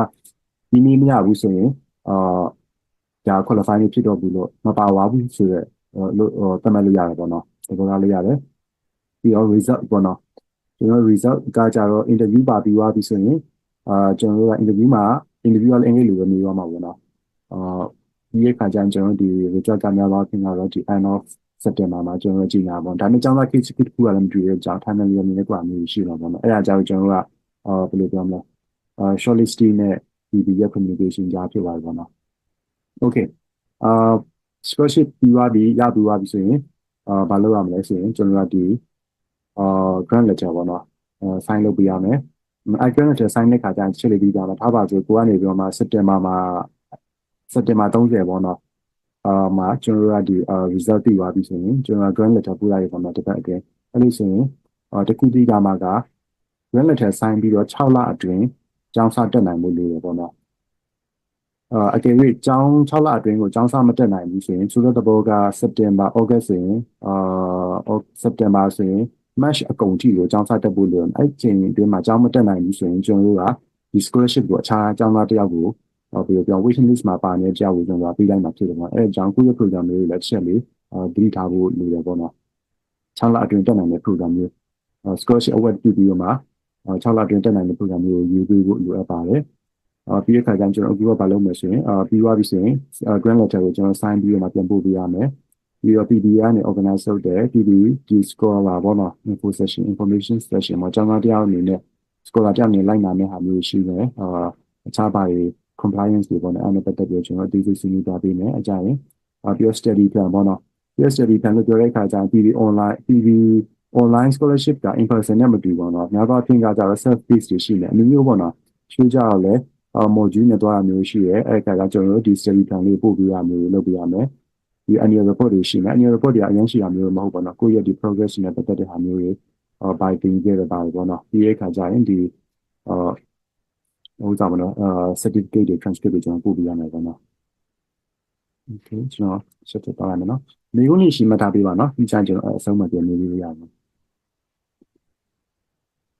okay ကျွန်တော်တွေရှောက်မယ်ပေါ့နော်အဲ့ဆိုရင်ဘာတွေပါမလဲပေါ့နော်ဘယ်လိုရှောက်အောင်မလဲပေါ့နော်ကိုကလည်းဗာတက်ရှင်ရပြီးပြီဘယ်ချိန်မှာတက်ရှင်တာပြီးပြီဘာကြောင့် scholarship ကျောင်းတက်ရှင်တာပြီးပြီဆိုရင်ကျွန်တော်ကတက်ဖို့အတွက်ကျွန်တော်အဆင်ပြေပေါ့နော်အဲ့ခါကျရင်ကျွန်တော်ဒီ scholarship ကိုဘယ်လိုရှောက်မလဲပေါ့နော်ကျွန်တော်ကပြော online မှာပဲapply လုပ်ရမယ်အင်္ဂလိပ်လိုပို့ပေးရမယ်ပေါ့နော် essay ရေးပေးရမယ်complete မဖြစ်တဲ့ scholarship တွေ application ကျွန်တော်ကလက်ခံမှာမဟုတ်ပါဘူးအဲ့ဒါဆိုရင်ကျွန်တော်တို့ automatic disqualify ဖြစ်သွားလိမ့်မယ်ပေါ့နော်အဲ့ဒီတစ်ချက်လေးသိကြပေးပါပြီးတော့ supporting document တွေကိုလည်းပြည်စုံပေးနိုင်ဖို့လိုတယ်။ဘာလို့ဆိုတော့ဒီပြည်တာဘော scholarship competition ကအရန်ကို competitive ဖြစ်တယ်ပေါ့။အရန်ကိုအတိုင်းဆိုင်များပါတယ်။အလုံးကြီးအတိုင်းပဲကိုယ့်ရဲ့ထားပါကြ reference design လေးမပါတာမျိုးတို့အဲ့အမျိုးတွေကဟိုဘယ်လိုပြောမလဲကျွန်တော် decision လုပ်တဲ့အခါမှာအကြီးကျယ်ကြောင်းလဲမှုတွေဖြစ်နိုင်တယ်ပေါ့နော်။အဲ့ဒါလေးတစ်ချက်လေးပြီးထားရရှင်မယ် essay တွေစီလည်းဒီကြရေးပြီးချင်မယ်။essay ရေးတဲ့အခါချက်လေးပြမှာကျွန်တော် ChatGPT တို့ဘာလို့ဒီမသုံးနဲ့ပေါ့နော်။ကျွန်တော်တို့ကကျောင်းသားတွေကိုတကယ်ပြီးချင်တာပေါ့နော်အဲ့က ChatGPT ကိုကျွန်တော်ရေးလိုက်တယ်ပါကျွန်တော်ကသိရပေါ့နော်အဲ့ဒါလေးဆိုရင်နည်းနည်းလေးအချိန်တော်များဆို disqualify ဖြစ်နိုင်တဲ့အချိန်မျိုးတွေရှိရပေါ့နော်အဲ့ဒါကြောင့် ChatGPT သုံးတာမျိုးရှောင်ပြီးရှင်တယ်ပေါ့နော်ဘယ်လိုပြောမလဲအကျဉ်းညာဘယ်လိုပြောမလဲဘယ်လိုပြောမလဲဖြစ်နိုင်တော့လုံးဝရှောင်ခိုင်းပြီးရှင်တယ်ပေါ့နော်အဲ့ဒီတစ်ချက်လေးပြီးထားပြီးရှင်တယ်grammar မှားတာတော့ဘာလို့ ကလေဟိုကျွန်တော်တို့ကပြဿနာတိတ်မရှိဘူးပေါ့နော်။ဘာဖြစ်ကျောင်းသားရဲ့အင်္ဂလိပ်ညီလောက်လေကျွန်တော်သိရှင်တယ်ဒီကျောင်းသားတယောက်ကဒီအင်္ဂလိပ်စာအနေထားနဲ့ကျောင်းပြီးနိုင်မှာမလားပေါ့နော်။မဟုတ်ဘူးဆိုရင်ဒီကျောင်းသားတယောက်ကဘာလို့နေလဲကျွန်တော်ထည့်သွင်းစဉ်းစားလို့ရအမျိုးရှိတာကျွန်တော်တို့ကတကယ်ကျောင်းသားရဲ့ဘယ်လိုပြောမလဲဒီ essay နောက်ကကျောင်းသားရဲ့အနေထားကိုကျွန်တော်ကတကယ်ကျောင်းသားအနေထားကျွန်တော်သိချင်တာပေါ့နော်။ကျွန်တော်သိချင်တဲ့အတွက်ကြောင့်ဖြစ်နိုင်တော့ ChatGPT ရှိသုံးတာမျိုးကိုလုံးဝရှောင်လိုက်ပြချင်တာပေါ့နော်။အဲ့လိုတစ်ချက် okay ပြီးတော့ okay essay ရေးပြီးသွားပြီအမှဆိုရင်ပါမယ်ဆို online form မှာဆိုရင်အကြမ်းဖျင်းတော့ပြောလိုက်မယ်အဲ့ဒီခါကျရင်တကယ်တမ်းရှောက်တဲ့ခါကျရင်ကျွန်တော်တို့ form ကကြာ in person ရှောက်ပြီးရပြီရှိတယ်ပေါ့နော် in person scholarship တွေရှောက်ပြီးရပြီရှိလို့မယ် form ကတော့အကြမ်းဖျင်းကတော့အနေနဲ့တော့အတူတူလောက်ပဲပေါ့နော် personal information တွေပါမယ်ပြီး emergency context တွေပါမယ်တက်ရှင်တဲ့ university ရှိမယ် program တွေရှိမယ် ဒီပါတာလဲပေါ့နော် timeline ကဘာတွေလဲပေါ့နော်အဲ့ဒါတွေပါမယ်ပြီးတော့မှpartial scholarship လို့ပြောတဲ့အခါကျတော့ကိုယ့်ရဲ့ savings နဲ့ financial နဲ့ပတ်သက်တဲ့ဟာမျိုးတွေရေးပြီးမယ်ပေါ့နော်အဲ့ဒီခါကျရင်တက်နိုင်တဲ့လောက်ဖြစ်ပြီးပေါ့နော်ပုံပုံပြောရရင် BB ကတော်တော်ဟိုဘယ်လိုပြောမလဲ considerate ဖြစ်တဲ့ organization ပေါ့နော်ကျောင်းသားအင်တာကိုအများကြီးကြည့်ပြီးဖွဲ့စည်းဖြစ်တဲ့ကြောင့်ကျွန်တော်တို့ကpartial scholarship ပေးဘယ်လိုပြောမလဲဥစ္စာဖြစ်တဲ့အတွက်ကြောင့်ဖြတ်ချမျိုးပါမျိုးမဟုတ်ပဲနဲ့ဘယ်လိုပြောမလဲကျွန်တော်တို့အဓိကဒီ information တွေစုံနေလေကျွန်တော်တို့ကဆုံးဖြတ်ရတာပို့ပြီးတော့မှကောင်းနေမှာအကြောင်းမျိုးဘယ်လိုပြောမလဲ teacher စဉ်းစားပေးရနေတာဖြစ်တယ်ဖြစ်နိုင်တယ်များကျွန်တော် honestly ဖြစ်အတိုင်းပေးလို့ရှိနေပါတော့အဲ့ဒါလေးရှိမယ်ပြီးတော့complete education certificate and transcript ပေါ့နော်education transcript education certificate and transcript ဆိုအမှတ်ပေးစီရင်တော့ဥပမာဆိုဆယ်ပြီးသားတယ်ဆိုရင်အမှတ်စီရင်ပေါ့နော်အဲ့ဒါလေး transcript တွေပေးဖို့လိုပါတယ်ပြီးတော့နောက်တစ်ခုကကြတော့ဒီ academics and professional references ပေါ့နော်ပထမဆုံးတစ်ခုကကိုကျောင်းတက်တဲ့ဆိုရင်ကျောင်းပညာရေးနဲ့ပတ်သက်ထောက်ခံစာတွေရှိမယ်ပြီးတဲ့အခါကျ professional ပေါ့နော်လုပ်ငန်းခွင်ကနေပြီးတော့မှလုပ်ငန်းခွင်ကနေပြီးတော့မှ recommend ပေးတဲ့ recommendation letter မျိုးတွေအဲ့အမျိုးနှစ်ဆောင်လေးတွေအကျဉ်းနှစ်ဆောင်ပါမယ်တစ်ဆောင်ပဲကျွန်တော်တို့ကဒီကျောင်းသား automatic disqualify ဖြစ်သွားပါလိမ့်မယ်အဲ့ဒီချက်လေးပြရပြပါand all လို့ပြောတဲ့အခါကျတော့ကျွန်တော်တို့ကဒီ academic နှစ်ယောက်လေးသုံးလို့ရတယ်ဒါမှမဟုတ် professional နှစ်ယောက်သုံးလို့ရတယ်ဒါမဲ့ကျွန်တော် highly recommend လုပ်တာကြတော့ at least one academic and at least one professional ပေါ့နော်ပညာရေးထောက်ခံစာတစ်စောင်ပါမယ်ပြီးတော့မှဒီ professional ဒီလုပ်ငန်းခွင်ကထောက်ခံစာတစ်စောင်ပေါ့နော်နှစ်စောင်ကိုပေးဖို့အတွက်ကျွန်တော်တို့လိုမယ်ပေါ့နော်ပြီးတော့မှ copy of additional award or grant letter ဒီ additional grant letter ပေါ့အခြားနေပြီး scholarship ရတာလေကျောင်းကနေပြီးချို့ကြတယ်ကျောင်းကိုဒါရိုက်လျှောက်ပြီးတော့မှကျောင်းသားနေပြီးတော့မှ 30% scholarship discount ပေးရမျိုးတို့ tuition fees တွေပါပေးတာဆိုရင်အဲ့လိုမျိုးဆိုရင်ကျွန်တော်တို့ထည့်ပြီးပို့ပေးပါအဲ့ခါကျရင်ကျွန်တော်တို့ကကျောင်းသားတယောက်ကို financial tuition fees နဲ့ပတ်သက်ပြီးတော့မှဘယ်လောက် support လုပ်ပေးရမလဲဆိုတော့မျိုးကျွန်တော်ပိုသိနိုင်တယ်ပေါ့အဲ့ခါကျကျွန်တော် subject check ကိုလည်းကျွန်တော်ပို့ပြီးပေးရတယ်ပေါ့နော်နောက်တစ်ခုကျတော့ copy of ဖိုးစာပေါ့နော်ဒီ passport copy ပေါ့နော်မဟုတ်လည်း travel documents copy မဟုတ်လည်း ID ပေါ့နော်ကျွန်တော်ကျောင်းသားတယောက်ကဘယ်သူလဲဆိုကျွန်တော်သိဖို့လိုရပေါ့နော်အဲ့အတွက်ကိုကျွန်တော်ရလာ information ကျွန်တော် confidential fully confidential ဖြစ်အောင်ပေါ့နော်ဥပမာဆိုရင် passport မရှိရင်တော့ရပါတယ်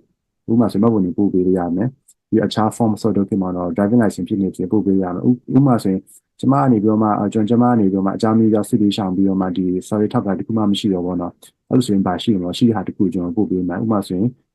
ဒီဥပမာဆိုရင် refugee camp မှာဆိုရင်ဒီ refugee camps နဲ့ပတ်သက်တဲ့ ID လေးရှိမယ် UNHCR ID ရော IOM ID ရောအမျိုးပေါ့နော်အဲ့အမျိုးပို့ပေးရမယ်ဒါပေမဲ့အရေးကြီးတာတခုကြတော့ကိုယ့်ရဲ့ပုံပါမယ်ပြီးတဲ့အခါကိုယ့်ရဲ့နာမည်က ID card ပေါ်မှာပါမယ်ပေါ့နော် okay အဲ့တခုလေးပြီးထားလို့ရှိရင်ပြီးတော့ကျွန်တော်တို့ကအများသောအဖြစ်ကတော့recommend လုပ်တာကတော့ university admission letter ရတာပြီးဖို့လိုတယ်ပြီးတဲ့အခါကျရင် evidence that you have applied to a university ကို admission ရတာမရသေးဘူးဆိုရင်တော့မှကျွန်တော်က university ကျွန်မ apply လုပ်တာပြီးသွားပြီဆိုတဲ့စာမျိုးပေါ့နော်အဲ့ဒါဥပမာဆို email ကနေ communication ဖြစ်တာဆို email ရဲ့ဒီကိုကျွန်တော် copy ပေးပြီးတော့မှ PDF ချင်းပြီးတော့မှ attach နေပို့ပေးပါအကယ်၍ကျွန်တော်တို့ကအကယ်၍ကျောင်းသားအနေနဲ့ admission letter တွေမပါလာဘူး apply လုပ်ထားရဲဆို evidence တွေမပါလာဘူးဆိုရင်ကျွန်တော်တို့ကပြောတဲ့အတိုင်းပဲdisqualifying ဖြစ်သွားပါလိမ့်မယ်ပေါ့နော်အဲ့ဒီချက်လေးပြီးထားရင်ရှင်မယ်ပြီးတော့ proficiency score ပေါ့နော်ဒါကကြတော့ရှိတာရင်တော့ပို့ပေးပေါ့နော်မရှိရင်လည်းတိတ်တော့လည်းရတယ်ပေါ့နော်ဒါမဲ့ဒါအကြောင်းပုံမှာလည်းဆိုင်တယ်ပေါ့နော်အဲ့ဒီနောက်ထပ်ကျတော့ letter of statement ပေါ့နော် letter of statement လို့ပြောတဲ့အခါကျရင်ထားပါဆိုကျွန်တော်တို့ဒီအပေါ်ကဒီ၅ခုပေါ့နော်2 4 6ခုမှာတစ်ခုကမပါလာဘူးဆိုရင်ကျွန်တော် letter of statement ကိုပို့ပေးဖို့လိုတယ်ပေါ့နော်ဥပမာဆိုပါစို့ကျောင်းသားတရားနေပဲကျွန်တော်ခုန deadline ကမေလ30နဲ့မေလ30 31ပေါ့နော်ကျွန်တော်တို့ကအဲ့မှာဆိုရင်ကျွန်တော် recommendation letter ဆောင်ကမရသေးဘူးဆိုရင်ဘယ်လိုလုပ်ရမလဲပေါ့နော် qualify ဖြစ်အောင်လားဆိုအကယ်၍ကျွန်တော်တို့နေပြီးဒီ letter of statement မှာရှင်းထားပေးမယ်ပေါ့နော်ဒီကျွန်တော်ကနေပြီးတော့မှဒီကျွန်မရဲ့ဒီ supervisor စီက recommendation letter ပို့ထားတော့မရှိသေးဘူးတောင်းထားတော့မရှိသေးတယ်အဲ့တော့ကျွန်မဘယ်လိုပြောမလဲစောင့်နေပေါ့နော်အဲ့လိုဆိုရင် letter of statement ကျွန်တော်တို့ရေးပေးပါ okay အဲ့တခုပေါ့နော်ပြီးတော့နောက်တစ်ခုကျတော့ဥပမာဆိုရင်ကျွန်မအနေနဲ့မှတ်ဖို့နေလည်းမရှိတော့ဘာမှမရှိတော့ဘာမှထောက်တာမပေးနိုင်ဘူးပေါ့နော်အဲ့လိုမျိုးဆိုရင် letter of statement မှာကျွန်တော်တို့ရှင်းပေးပါပေါ့နော်ဒါအခုရဲ့ဘယ်လိုပုံစံမျိုး wording တွေပါတယ် format တွေပါတော့မရှိဘူးကိုအဆင်ပြေလို့ရေးကျွန်တော်တို့နားလည်ဖို့အတွက် cover letter တွေပုံစံမျိုးနဲ့တောင်းရဖြစ်ပါတယ်ပေါ့နော် ဒီလားနောက်တစ်ခုဆက်သွားမယ်နော် Okay ကျွန်တော်တို့ကအခုနပြောတဲ့အတိုင်းပဲဒီAPTS ဆိုရင်စပြီးအခုနတည်းအတိုင်းပဲကျောင်းသား competitive process ပေါ့နော်ကျွန်တော်တို့ scholarship ဆိုထောင်နဲ့ချီရမျိုးရှိတယ် application အမှကျွန်တော်ပေးနိုင်တဲ့ရေတွက်ကလည်းစုပ်လာပါတော့ဒါပုံပုံပြောတာပါအဲဒီခါကျ competitive ကကိုယ့်ရဲ့သေးလေးဘယ်လိုပြောမလဲချုပ်ရင်ချက်လေးကdecision လုပ်တဲ့အခါမှာအကြီးကြီးဖြစ်သွားနိုင်တယ်ပေါ့နော်အဲဒီခါကျတော့documents အခုရစပြီး prepare လုပ်ပါတော့ခု timeline ရေးဆွေးပြီးပါပေးပါဖြစ်နိုင်တော့ စိုးလေးတင်လာကြပါတော့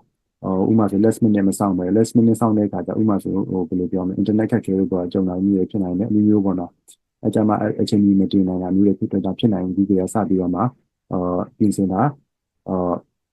SCA စရေးတာပေါ့နော် SCA ကလည်းကျွန်တော်တို့ကပုံမှန်ထုံးစံတိုင်းနဲ့ SCA မဆောင်ရှိမယ်ပထမတစ်ခုကျတော့ biography ပေါ့နော် biography လို့ပြောတဲ့အခါကျရင်ကျွန်တော်အဓိကကျတော့ကိုမိသားစုကဘယ်သူလဲဘာလုပ်နေလဲဆိုတော့ကျွန်တော်သိချင်တယ်အဲ biography လေးသိကြရေးပြီးစလုံးကြီးဘယ်လောက်အတိအကျရလို့မရှိဖြစ်နိုင်တော့300 500အနည်းဆုံးတော့ရေးတိုင်းရေးရှင်တယ်ဒီရန်ရေးရမျိုးလည်းဘယ်လိုပြောမလဲ1000 1500ရေးရမျိုးလည်းမလုပ်နဲ့ပေါ့နော်ကျွန်တော် word limit တွေတော့ပါလိမ့်မယ်ကျွန်တော် form ကိုကြည့်တဲ့အခါအဲ့လိုချက်လေးဒီလာရမ်းရေးရှင်တယ်ပြီးတော့နောက်တစ်ခုက future plan ပေါ့နော် future plan ဒီအနာဂတ်ပေါ့နော်ကြောင်းပြီးရင်ဘာလုပ်မလဲပေါ့နော်ဖြစ်နိုင် realistic လေးရေးပေးပါဥမာဆိုရင်တို့စင်ဖမ်းမှကြားဖမ်းမျိုးတွေမဟုတ်ဘဲနဲ့တကယ်လက်တွေ့ကိုတက်တဲ့ဘာသာကိုလုပ်ခဲ့တဲ့ background ဘယ်လိုပြောမလဲကိုရှေ့ဆက်သွားရှင်တဲ့ဟာပေါ့နော်အဲ့နဲ့ပတ်သက်ပြီး align ဖြစ်အောင်တော့ရေးပေးပေါ့နော် okay ဆိုတော့ဘောကကျွန်မအနေနဲ့ကကြတော့ bachelor မှာကဒါတက်ခဲ့တယ်ထားပါပြီ engineering တက်ခဲ့တယ်မိဘကအတင်းတိုင်းလုံးလို့ပေါ့နော်ဆိုပါစို့ကျွန်တော်အနေနဲ့ကကျမအနေနဲ့စိတ်ဝင်စားတာကကြတော့ဘယ်လိုပြောမလဲpsychology ပေါ့နော် master psychology တက်ရှင်လို့ရတာဆိုရင်ကျွန်တော်ချိန်လို့ရလာပြင်ရပါတယ်အဓိကကျတော့university admission ကရထားပြီးတော့ပြရမယ်ဒီလိုမျိုးချိန်မယ်ဆိုရင်ပေါ့နော် level လုံးဝမဆိုင်မှရှုလာမယ်ဆိုရင်ချိန်ဖို့university ကလက်ခံပြီးသားဖြစ်ရမယ်ပြီးတော့နောက်တစ်ခုကပါလဲဆိုရင်biography တို့ဒီ future အနာဂတ်တဲ့ future plan တို့ SCA ရဲ့ခါမျိုးမှာဆိုရင်ဒါရကိုယ်ပေါ်မှာတော့ဘာကြောင့်ကိုကချိန်လာခဲ့တယ်အရှိစောပြောတော့ဘာလို့ရှင်လဲအရင်တော့ဟာတွေနဲ့ဆက်သွားလို့မရတော့ဘူးနော်အဲ့အချိန်ကျွန်တော်ကချိန်ခေါင်းစဉ်ဘယ်လိုပြောနေပေချိန်တာတို့ subject ချိန်တာတို့ဒီ field study ချိန်တာမျိုးဆိုရင်ရတယ်ဒါနဲ့ကျွန်တော်တို့ကတော့ convince လုပ်နိုင်မယ်ပေါ့နော်အဲ့မျိုးရှိမယ်အခုကကျွန်တော်ပြောရဲ letter statement ပေါ့နော်အကြောင်းမျိုးကြောင့်တချို့ document တွေမပေးနိုင်ဘူးဆိုရင်ဘယ်လိုပြောမလဲဆိုရင် letter statement ရေးပေးဖို့လိုရပေါ့နော်အမှအခုနဲ့ကျွန်တော်နံပါတ်ဒီရစာကြောင်းပေါ့နော် deadline က31 May ပေါ့နော်31 May လို့ပြောတဲ့အခါကျရင်ဒါက application form ကို completed ဖြစ်ရမယ် SCA ပါရေးပေးမယ် form ကို submit တင်ရမယ်ပေါ့နော်အမှကျွန်တော် section 9ခုလောက်ပါမယ်နောက်မှအခုနပြောတဲ့ဒီ financial တို့ personal ဒီမှာ personal information တို့အများကြီးပေါ့နော်education university တို့ program တို့အဲ့ဒါပါမယ် SCA ပါမယ်အမှပြီးမှကျွန်တော် submit လုပ်လိုက်တယ်ပေါ့အဲ့ဒါကြတော့ကျွန်တော်အဲ့ submit ကကျွန်တော်စီကို31 ရက်နေ့မတိုင်ခင်ရောက်ရမယ် okay အကြောင်းမျိုးကြောင့်အခုနပြောတဲ့ letter statement ကပေးပြီးသွားပြီကျမကတော့မရနိုင်သေးဘူးစောင့်နေရပေါ့နော်ဥမာဆိုပွဲလက်မှတ်ကလည်းအကြောင်းကနေစောင့်နေတယ်ပွဲလက်မှတ်ကလည်းယူနေတယ်ပေါ့နော်ကျမပွဲလက်မှတ်ကို entry ပြန်တယ်တခုပေါ့နော်အဲ့လိုဆိုရင်ဘယ်အချိန်ထိကျွန်တော်စောင့်ပေးနိုင်လဲဆိုရင်ကျွန်တော်30ဂျွန်2025ပေါ့နော်တစ်လ30လေးကိုတစ်ချက်လေးပြီးပါဥမာဆိုမြန်မာစံတော်ချိန်လေးချက်ပြီးပါပြီမြန်မာစံတော်ချိန်ည7:00နာရီပြီးသွားရှင်ကျွန်တော်တို့ကတော့မြန်မာစံတော်ချိန်ဥမာဆိုရင်ဘာပါစို့ဒီဇွန်လကိုကူးလိုက်ဆိုရင်ကျွန်တော်တို့အဲ့ဒါတွေကတော့လက်ခံတော့မှာမဟုတ်ဘူးအဲ့လိုတစ်ချက်လေးဒီဟန်ဂျေရှင်နဲ့အဲ့ကြိုင်ကျွန်တော်တို့ဒီ application form တွေဘယ်လိုပြောမလဲ remaining document ပေါ့နော် supporting documents တွေကိုအချိန်မီမြောက်လာတဲ့အခါကျကျွန်တော်တို့ link တစ်ခုတည်းကျွန်တော်ပို့ပေးဖို့link ကနေတစ်ဆင့် upload လို့ရပါမယ်အဲ့ကကြိုင်ကျွန်တော် email မှာရလာလိမ့်မယ်ပေါ့နော်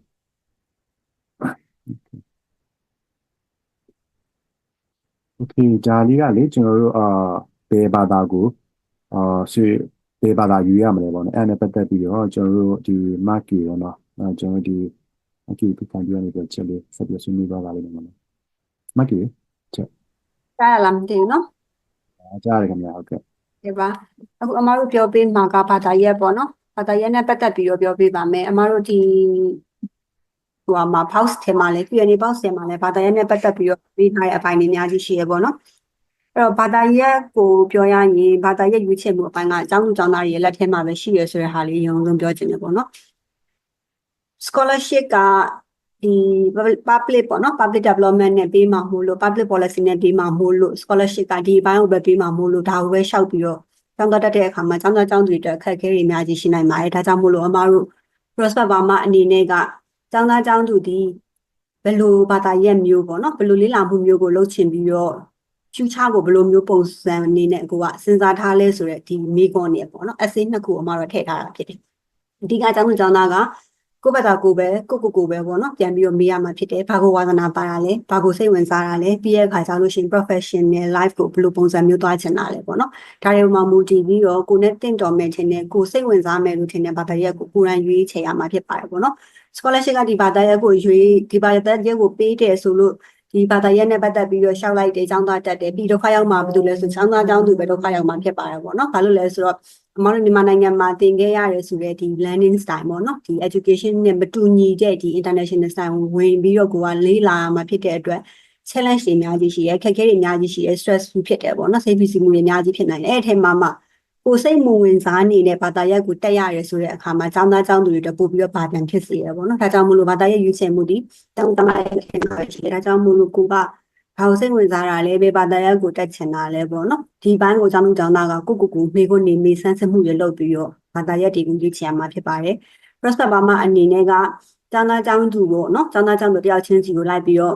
စိတ်ဝင်စားတာဘာပေါ့နော်ဘယ်ဟာလေးတက်ရင်တော့တင်တော်တယ်စသဖြင့်ဒီလိုပုံစံမျိုးမတို့အနေနဲ့အကူအညီပေးနိုင်တာမျိုးထောက်ပံ့ပေးနိုင်တာမျိုးမတို့မှမရှိပါဘူးအမတို့မှာကဝန်ထမ်းအဖြစ်အရန်နေတဲ့အတွက်ကြောင့်မို့လို့အဲ့အပိုင်းကိုပေါ့နော်အကူအညီပေးနိုင်တာမျိုးလုံးဝမရှိဘူးဒါကြောင့်မို့လို့ကျောင်းသူကျောင်းသားကပဲဒီဘာသာရေးရွေးချယ်တဲ့အပိုင်းမှာကိုယ့်ဘက်ကကိုပဲပေါ့နော်လှုပ်ဆောင်အောင်မှာဖြစ်တယ်ဘာသာရေးရွေးချယ်မှုတစ်ခုလည်းပဲမဟုတ်ပါဘူးပေါ့နော်ဒီရဲ့အခါမှာဘာသာရေးကိုကရွေးလိုက်ပြီးဘယ်ကျောင်းမှာတက်မှာလဲပေါ့နော်ဘယ်ကျောင်းမှာတက်မှာလဲဒီဘာသာရေးနဲ့ပတ်သက်ပြီးတော့တင်ယူလို့ရတာဘယ်ကျောင်းကြီးရှိနေလဲဘယ်နိုင်ငံမှာသွားပြီးတော့တက်မှာလဲစသဖြင့်ပေါ့နော်ဘယ်နိုင်ငံ university မှာတက်မှာလဲဒါတွေအကုန်လုံးကလည်းကျောင်းသားကျောင်းသူကပဲ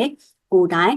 ရွေးချယ်ပြီးတော့ကိုယ်တိုင်ဆုံးဖြတ်ပြီးတော့လုပ်ရမှာဖြစ်တယ်ပေါ့နော်ဒီပိုင်းတွေမှာမတို့ Prosper Burma အနေနဲ့ကဘယ်ဘာသာရပ်ကတော့ကောင်းတယ်ဘယ်ကျောင်းကိုတက်လိုက်ပါစသဖြင့်ဒီလိုပုံစံမျိုးပေါ့နော် recommendation တူတယောက်ချင်းစီ individually လိုက်ပြီးတော့ပေးနိုင်တာမျိုးမရှိဘူးဆိုတဲ့ဟာလေးပေါ့နော်ဒီနေရာမှာဒီချာလေးဆက်ပြီးတော့ပြောချင်ပါတယ်ဒါကြောင့်မို့လို့ဘာသာရပ်ရွေးဖို့ရန်အတွက်ကကိုတိုင်းပေါ့နော်ကိုရဲ့အတိမေးဆရာဆရာမတွေနဲ့ပဲဖြစ်ဖြစ် consultation ယူခြင်းဖြစ်ပဲဖြစ်ဖြစ်ပေါ့နော်ကိုသွားချင်တဲ့ဟာကိုတိတိကျကျလေးသိအောင်လုပ်ဖို့အရေးကြီးရယ်ပြီးတဲ့အခါကျတော့ဒီဘာသာရပ်ကိုဘယ်မှာသင်နေရလဲပေါ့နော်ဘယ်မှာသင်နေရလဲဘယ်မှာရှိနေတဲ့ curriculum တွေကတော့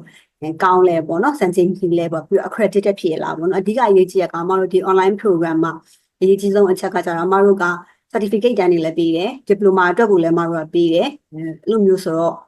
ကျောင်းကကိုသွားတက်မယ်ဆိုတဲ့ကျောင်းကကိုယူလိုက်မယ်ဆိုတဲ့သင်မယ်ဆိုတဲ့ဒီ6လ program ပဲဖြစ်ဖြစ်တစ်နှစ် program ပဲဖြစ်ဖြစ်ဒီ program က accredited ဖြစ်ရလားပေါ့နော်ဒါအရေးကြီးပါတယ် accredited ဖြစ်တဲ့ဒီဘယ်လိုမျိုးဘာသာရပ်ကိုမဆိုဘယ်လိုမျိုး program ကိုမဆိုကျောင်းသူကျောင်းသားတွေကရွေးပြီးတော့တက်နိုင်မှာဖြစ်ပါတယ်ပေါ့နော်အဓိကကတော့မတို့ဒီညမှာတေချာလေးပြောချင်တာကဘာကိုစိတ်ဝင်စားတာလဲပေါ့နော်ဘာကိုစိတ်ဝင်စားတာလဲကိုအဓိကမူတည်ပြီးတော့ကိုသွားချင်တဲ့ဟာကိုလက်လှမ်းမိရဆိုတဲ့ဟာပေါ့နော်ဒါတွေကိုကအများကြီးထည့်သွင်းစဉ်းစားပြီးတော့ရွေးချယ်ပေးရမှာဖြစ်ပါတယ်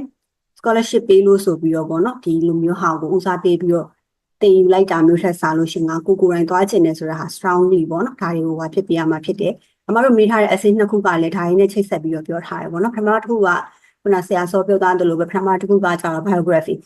အဲ့ဒီ biography မှာကျောင်းသားကျောင်းသူတွေအနေနဲ့ထည့်ပြီးတော့ရေးရမယ်အမှားပါရှိလဲဆိုဒီဘာသာရပ်ကိုကိုယ့်ရဲ့ experience ပေါ့နော်ကိုဖြတ်သန်းခဲ့ရတယ်ဆိုတော့အတွေ့အကြုံ difficulties တွေကနေပြီးတော့ဘယ်လိုမျိုးချက်ကနေပြီးတော့ဒီဘာသာရပ်ကိုစိတ်ဝင်စားဖို့ဖြစ်သွားစေခဲ့လဲဆိုတဲ့အချက်ဒီပေါ့နော်ဒါတွေကကိုက biography မှာထည့်ရေးပေးရတယ်ပေါ့နော်ပြီးတဲ့အခါကျတော့ future plan မှာလည်းဒါကိုသင်ပြီးတဲ့အခါကျရင်ဖြစ်နိုင်ဆုံးပေါ့နော်အဖြစ်နိုင်ဆုံး possibility ပေါ့နော်အကြီးကြီးအိမ်မက်က dream ကအကြီးကြီးဖြစ်ရမယ်ဆိုတဲ့ဟာမျိုးမဟုတ်ဘူးအနည်းဆက်ဆုံးတကယ်ကြီးကိုကိုယ်တိုင်ပြန်လုပ်နိုင်မယ်ဆိုတဲ့ဒီ near future မှာပြန်လုပ်နိုင်မယ်ဆိုတဲ့ dream တစ်ခုကိုကအတူပါပေါ့ပုံစံကိုညင်ရောင်ပြီးတော့ဒါလေးကိုရေးပြရတာဖြစ်တယ်ပေါ့နော် future plan မှာပဲပေါ့နော်အဲ့တော့ကိုယ်တိုင်ကဒီ subject ကိုစိတ်ဝင်စားနေဘူးဒီဘာသာရေးနဲ့ပတ်သက်ပြီးမသိနေဘူးဆိုတဲ့ခါကျရင်ဒီ essay နှစ်ခုကိုရေးတဲ့နေရာမှာတော်တော်ဒုက္ခရောက်နေတယ်ပေါ့နော်ဒါကြောင့်မလို့ကိုယ်တိုင်ကဘယ်လိုအချက်တွေကြောင့်မလို့ဒီဘာသာရေးတစ်ခုကိုယူချယ်လိုက်လဲဘာကြောင့်မလို့စိတ်ဝင်စားသွားလဲပြီးရင်ဘာပြန်လုပ်မယ်ပေါ့နော်ဒါတွေအကုန်လုံးကိုယ့်ရဲ့ဒီ essay ထဲမှာဖော်ပြနိုင်ဖို့ဆိုရင်ကကိုယ့်ရဲ့အတွေ့အကြုံကိုယ်တိုင်ရဲ့အတွင်းထဲကနေလာရဲဆိုတဲ့ဒီအတွေ့အကြုံတွေပေါ်နေပြီးမူတည်ပြီးတော့ပဲဆုံးဖြတ်ပါဘောနော်ရွေးချယ်ပါဘောနော်ဒါလေးတစ်ချက်လောက်ပြောချင်ပါတယ်ဟုတ်ဆုံးရပါပြီ Thank you ပါနော်မက်ကီကျေးဇူးပါဆက်သွားလိုက်မယ်နော်မက်ကီလည်းပြောပါဆိုတော့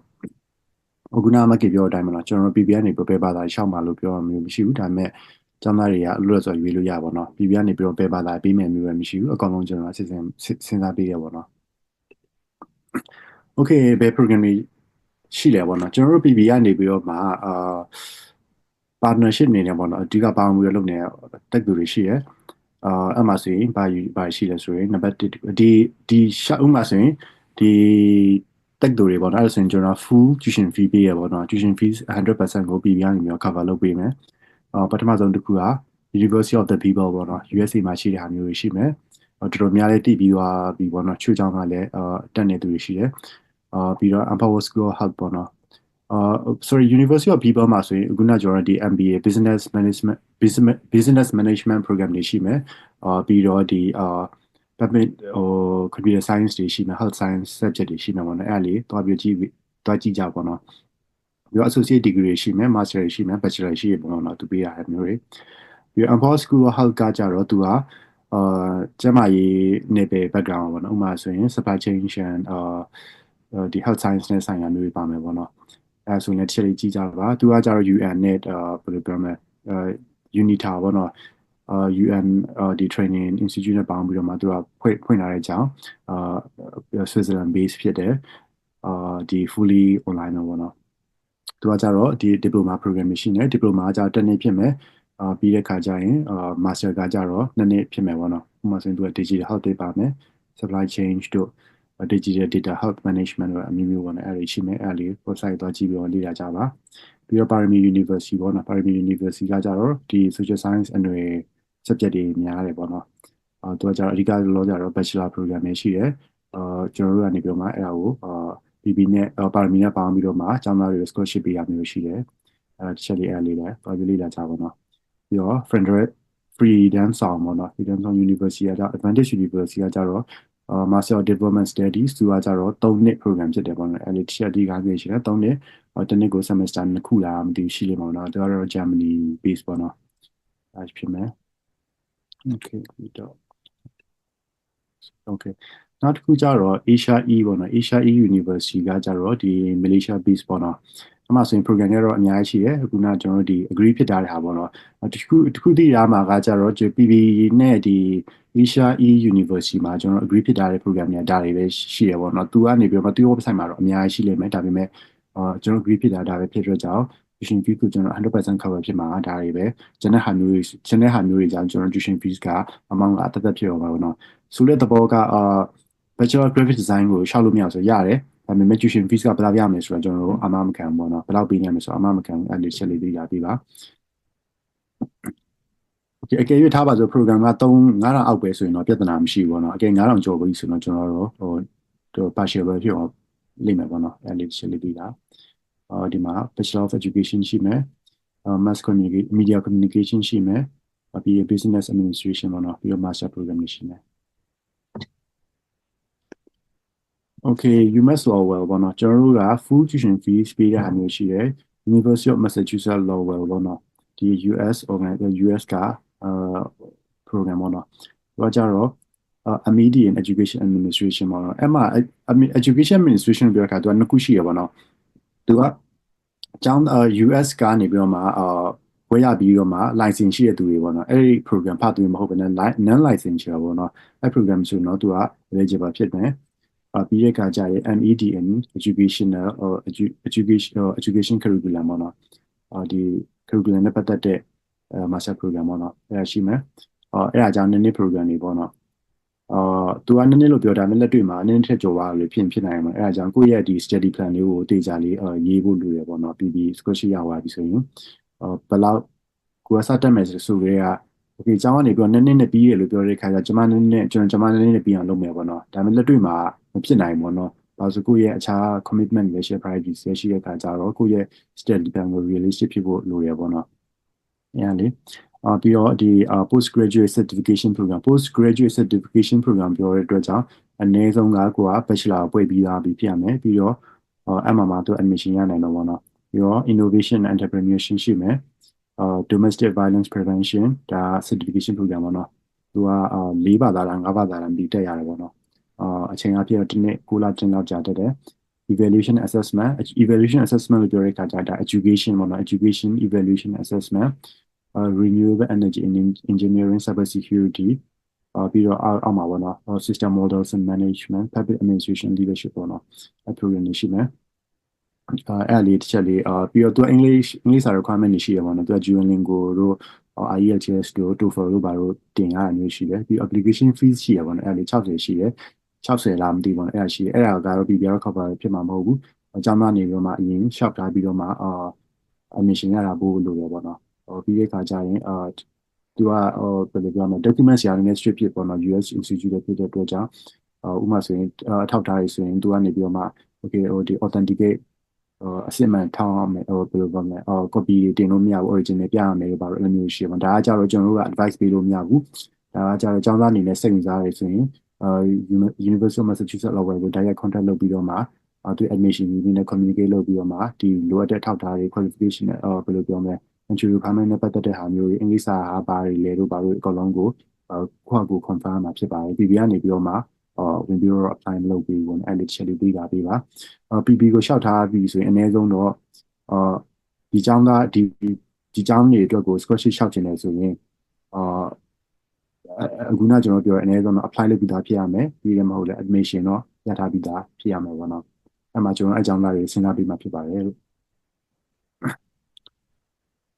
Okay ဒီအခြား university ရှိပါတော့ဒီ Open University of UK ရှိမယ်ဒါလည်းကြတော့ဒီတက်တူရကြတော့ကျွန်တော် full tuition fees မပေးနိုင်ဘူးပေါ့နော်အဲ့ဒီချက်လေးပြရပေးပါပြီးတော့ Open University of Mauritius ရှိမယ်ပြီးတော့ AIT ရှိမှာပေါ့ဒါ online program တွေပဲရမယ်ပေါ့နော်ဒါကြတော့partnership တော့ရှိတယ်မယ် full tuition fees မဖြစ်တဲ့ကြောင့်အကုန်တော့ cover ဖြစ်ပေါ့နော်အဲ့ဒီပြရပေးပြီနော် Okay ကျွန်တော်တို့ကခုန university ပါရွေးထားပြီးသွားပြီပေါ့နော်program ကလည်းတည်သွားပြီဆိုရင်အခြားဘာစဉ်းစားဖို့လဲပေါ့နော် university credibility ပေါ့နော်အခုနဆီမန်ကီပေါ့နော်ဆီမန်ကီလည်းပြောဘူးပါပြီကိုက university ကိုလုပ်မယ်ဆိုရင် verify ဖြစ်ပေါ့နော်ကိုကဒီဟာက legitimate ဖြစ်ရလားဒီ university အစစ်မှန်ဖြစ်ရလား online university အပွင့်လည်းအရင်ဘယ်လိုပြောမလဲ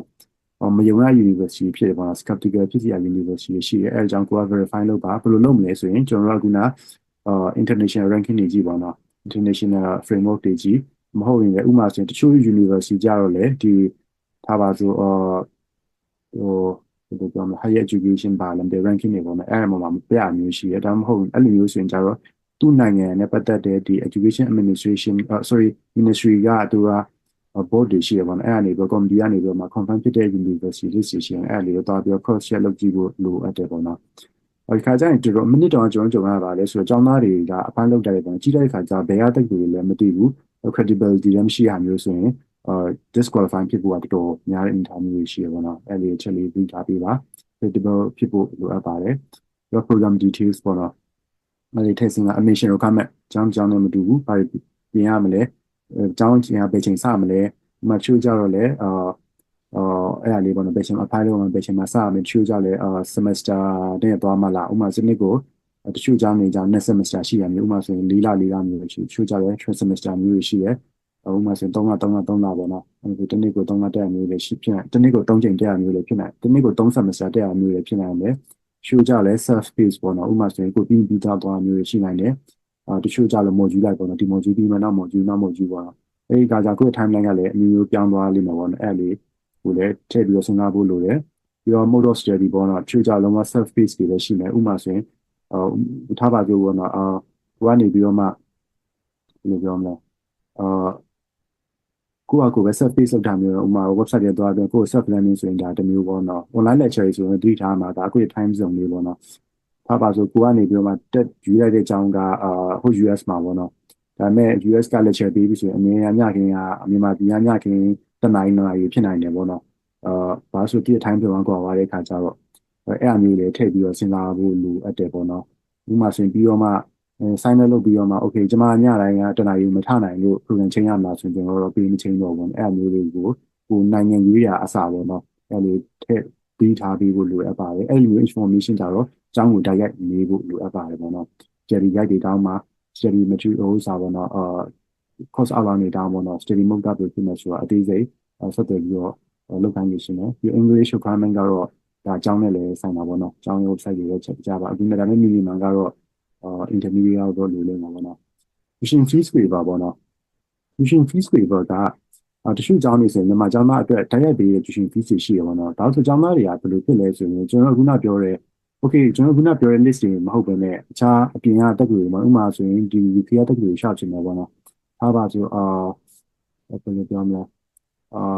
University of Manchester ပေါ့နော် Manchester ရှာချင်တယ်ပေါ့နော်ဆိုရင်ကျမအနေနဲ့ရှောက်လို့ရတာပေါ့နော် list မပါဘူးရှောက်လို့ရတယ်ဒါပေမဲ့ tuition fee ကပါပြည့်လဲဆိုရင် PPP ရရင်တက်တော့များနေလိမ့်မယ်အဲ့ဒီခါကျရင်ဘာလို့လုပ်ရမလဲအားပါဆိုသူက tuition fee ကို PPP က9000ပဲပေးနိုင်တယ်ဆိုရင်သူ့ tuition fee ကတနေ့ကို8000ဖြစ်နိုင်တယ်ပေါ့အဲ့ဆိုရင်ကျောင်းကို direct communicate လုပ်မြန်မာပြည်ကကျောင်းသားတချို့တွေဖြစ်နေပြီအနည်းငယ်ကျောင်းကို academic excellence ကျောင်းပေါ့နော်ဥပမာဆိုရင်ကိုက bachelor မှာ GPA လမ်းပြန်နေရောက်ထားတယ်ပေါ့နော်4တွေပါရထားရဆိုရင်ဒီကျောင်းသားတွေနဲ့နေပြီးတော့မှ30% discount တို့20% discount tuition fees တွေပါပေးရမျိုးဖြစ်နိုင်တယ်အဲ့လိုဆိုရင်ကျွန်တော်တို့ကနောက်ဆုံး PM tuition fees က PV ပေးနိုင်တယ် PV ကသတ်မှတ်ထားတဲ့ amount တော့ဝင်တာမျိုးဖြစ်လာလိမ့်မယ်ပေါ့အဲ့လိုဆိုရင်ကျောင်းတွေကို direct လုပ်ဖို့အတွက်ကို communicate လုပ်ဖို့လည်းလိုအပ်တယ်ပေါ့နော်အကြိမ်မဟုတ်ပဲနဲ့သူ 100% လုံးကိုကျောင်းသားပေးမယ်ဒေါ်လာ8000လုံးကိုတစ်နေ့ကိုဒေါ်လာ8000လုံးကိုကျောင်းသားပေးရမယ် PV ကတော့9000ပဲပေးမှာပေါ့နော်အဲ့လိုဆိုရင်ကျောင်းသား3000ကို cover လုပ်ထားတဲ့အနေအထားမျိုးဘယ်လိုပြောမလဲ3000ကိုဒီကျောင်းသားနေပြန်ပေးရမယ့်အနေအထားမျိုးရှိရပါတော့။အဲဒါကြောင့်အဲ့ဒီချက်လေးသိရသေးပါ။ကျောင်းတွေကိုဆက်သွယ်ဖို့လိုအပ်တယ်ပေါ့နော်။ဒါလည်း tutoring ကိုဆက်သွယ်ပါ။ကျောင်းတွေတော်တော်များများမှာ hidden scholarship ပေါ့နော်။ဖွဲ့ထားတဲ့ scholarship တွေအများကြီးရှိတယ်။တည့်ရည်ပေးပါ။ပုံပွင့်လေးနဲ့မျိုးပေါ့နော်။အဲ့ဒီချက်လေးလောက်ခံရှင်တယ်။ပြီးတော့scholarship opportunities ပေါ့နော်။ဥပမာဆိုရင်တချို့ university တွေကကြတော့တချို့ဟာတွေကြတော့အဖွဲ့အစည်းကနေပေါင်းပြီးတော့မှလုပ်တဲ့ဟာမျိုးရှိတယ်ပေါ့နော်။ဥပမာဆိုရင်ထားပါဆိုကိုရီးဂျုံကပါမျိုးလဲဆိုရင် UNICEF program ရှိတယ်ပေါ့နော် UNICEF ပေါ့နော် UNICEF program မျိုးတွေရှိတယ်ဒါကြောင့် HNL ဖြစ်တဲ့အကြောင်းကိုကတော့ဒီမှာဘာမှတော့မ share တော့ပေါ့နော်ဒါပေမဲ့ UNICEF program မျိုးတွေဆိုရင်သူကနေပြီးတော့မှ university နဲ့ပေါင်းပြီးတော့မှtuition fees ကို reduce လုပ်လိုက်တယ်ပေါ့နော်အဲ့လိုဆိုရင်သူကနေပြီးတော့မှထားပါဆိုပုံမှန်ကဒီထားပါဆိုUniversity of UK University ကိုရှားပါတယ်ပေါ့ tuition fees က9000မျိုး9000မျိုး1000မျိုးဖြစ်နိုင်တယ်ပေါ့နော်အဲ့လိုဆိုရင်ဒီ UNICEF program တစ်ဆင့်သူက join လိုက်ပြီဆိုရင်သူက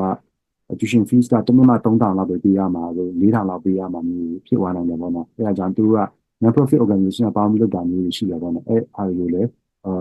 ရှာပြီးလေ့လာဖို့လိုအပ်တယ်ပေါ့နော်အဲ့လိုဆိုရင် tuition fees လည်းလျော့သွားလိမ့်မယ်ပေါ့နော်အဲ့လိုရှိနေinternet access ပေါ့နော်ဒီထားမှာ online study ဖြစ်တဲ့အကြောင်းကျွန်တော်တို့ internet access ပေါ့နော်လိုရပါတော့ကိုကဘယ်လိုလုပ်မလဲဘယ်လို study လုပ်မလဲပေါ့နော် internet ကိုတရက်တစ်နိုင်လဲရလို့ပြီးတော့မှကျွန်တော်တို့ပြဿနာပါလဲဆိုရင် okay လုံးဝ internet ပြတ်သွားလို့မှာတော့study လို့ဆိုရင်ကPV အတွက်လည်းအဆင်မပြေဘူးပေါ့နော်ပြီးတော့ကိုကျောင်းသားအတွက်လည်းအဆင်မပြေဘူးပေါ့နော်အဲဒါကိုကဘယ်လိုပြောမလဲ PV ကနေပြီးတော့မှတချို့နေရာတွေမှာ internet တွေပြတ်သွားတာတို့ပြတ်သွားတာတို့အခက်အခဲကြုံရမှာနားလဲပေါ့နော် flexible ဖြစ်တယ်နားလဲပြဒါပေမဲ့ကျောင်းသားဘက်ကလည်းစာလုပ်မယ်ဆိုရင် internet access ကဘယ်လောက်ရနိုင်လဲဘယ်လိုဖြစ်မလဲဆိုတော့ထည့်သွင်းစဉ်းစားဖို့အတွက်ကိုလိုအပ်မှာပေါ့နော်ပြီးတော့ time commitment ပေါ့နော် okay ဒီ realistic ဖြစ်ဖို့လိုရပါတော့ဥပမာဆိုမိသားစုရှိတယ်မိသားစုကြည့်နေရတယ်အလုပ်ရတယ်လုပ်ရပြီးရဆိုရင်ဒီ course တစ်ခုကိုဘယ်လိုမှ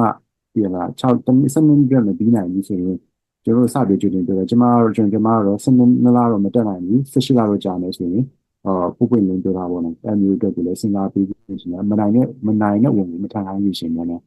အဲလိုရှိမယ် your work life balance ပေါ့နော်အခုနကိုကကျောင်းစတက်ပြီဆိုရင်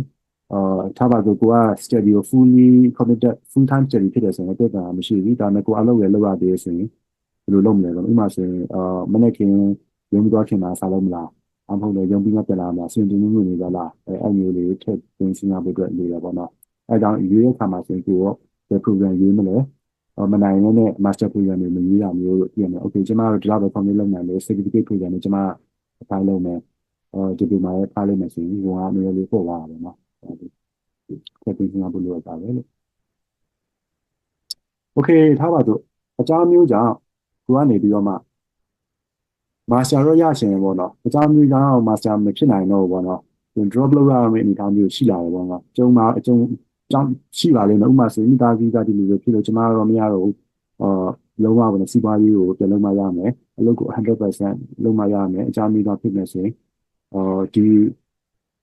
program တွေပေါ့နော် short program တွေရှိတယ်သူက exit qualification route လို့ခေါ်တယ်ပေါ့နော်သူကနေပြီးတော့မှ master ပွဲမရဘူးဆိုရင်သူကကျောင်းတက်မှာနည်းနည်းလောက်ရှိတယ်ဒါပေမဲ့နည်းလုံးမတက်နိုင်တော့ဘူးဆိုရင်သူက result တစ်ပိုင်းနဲ့ထောက်ရတယ်ဆိုရင်သူက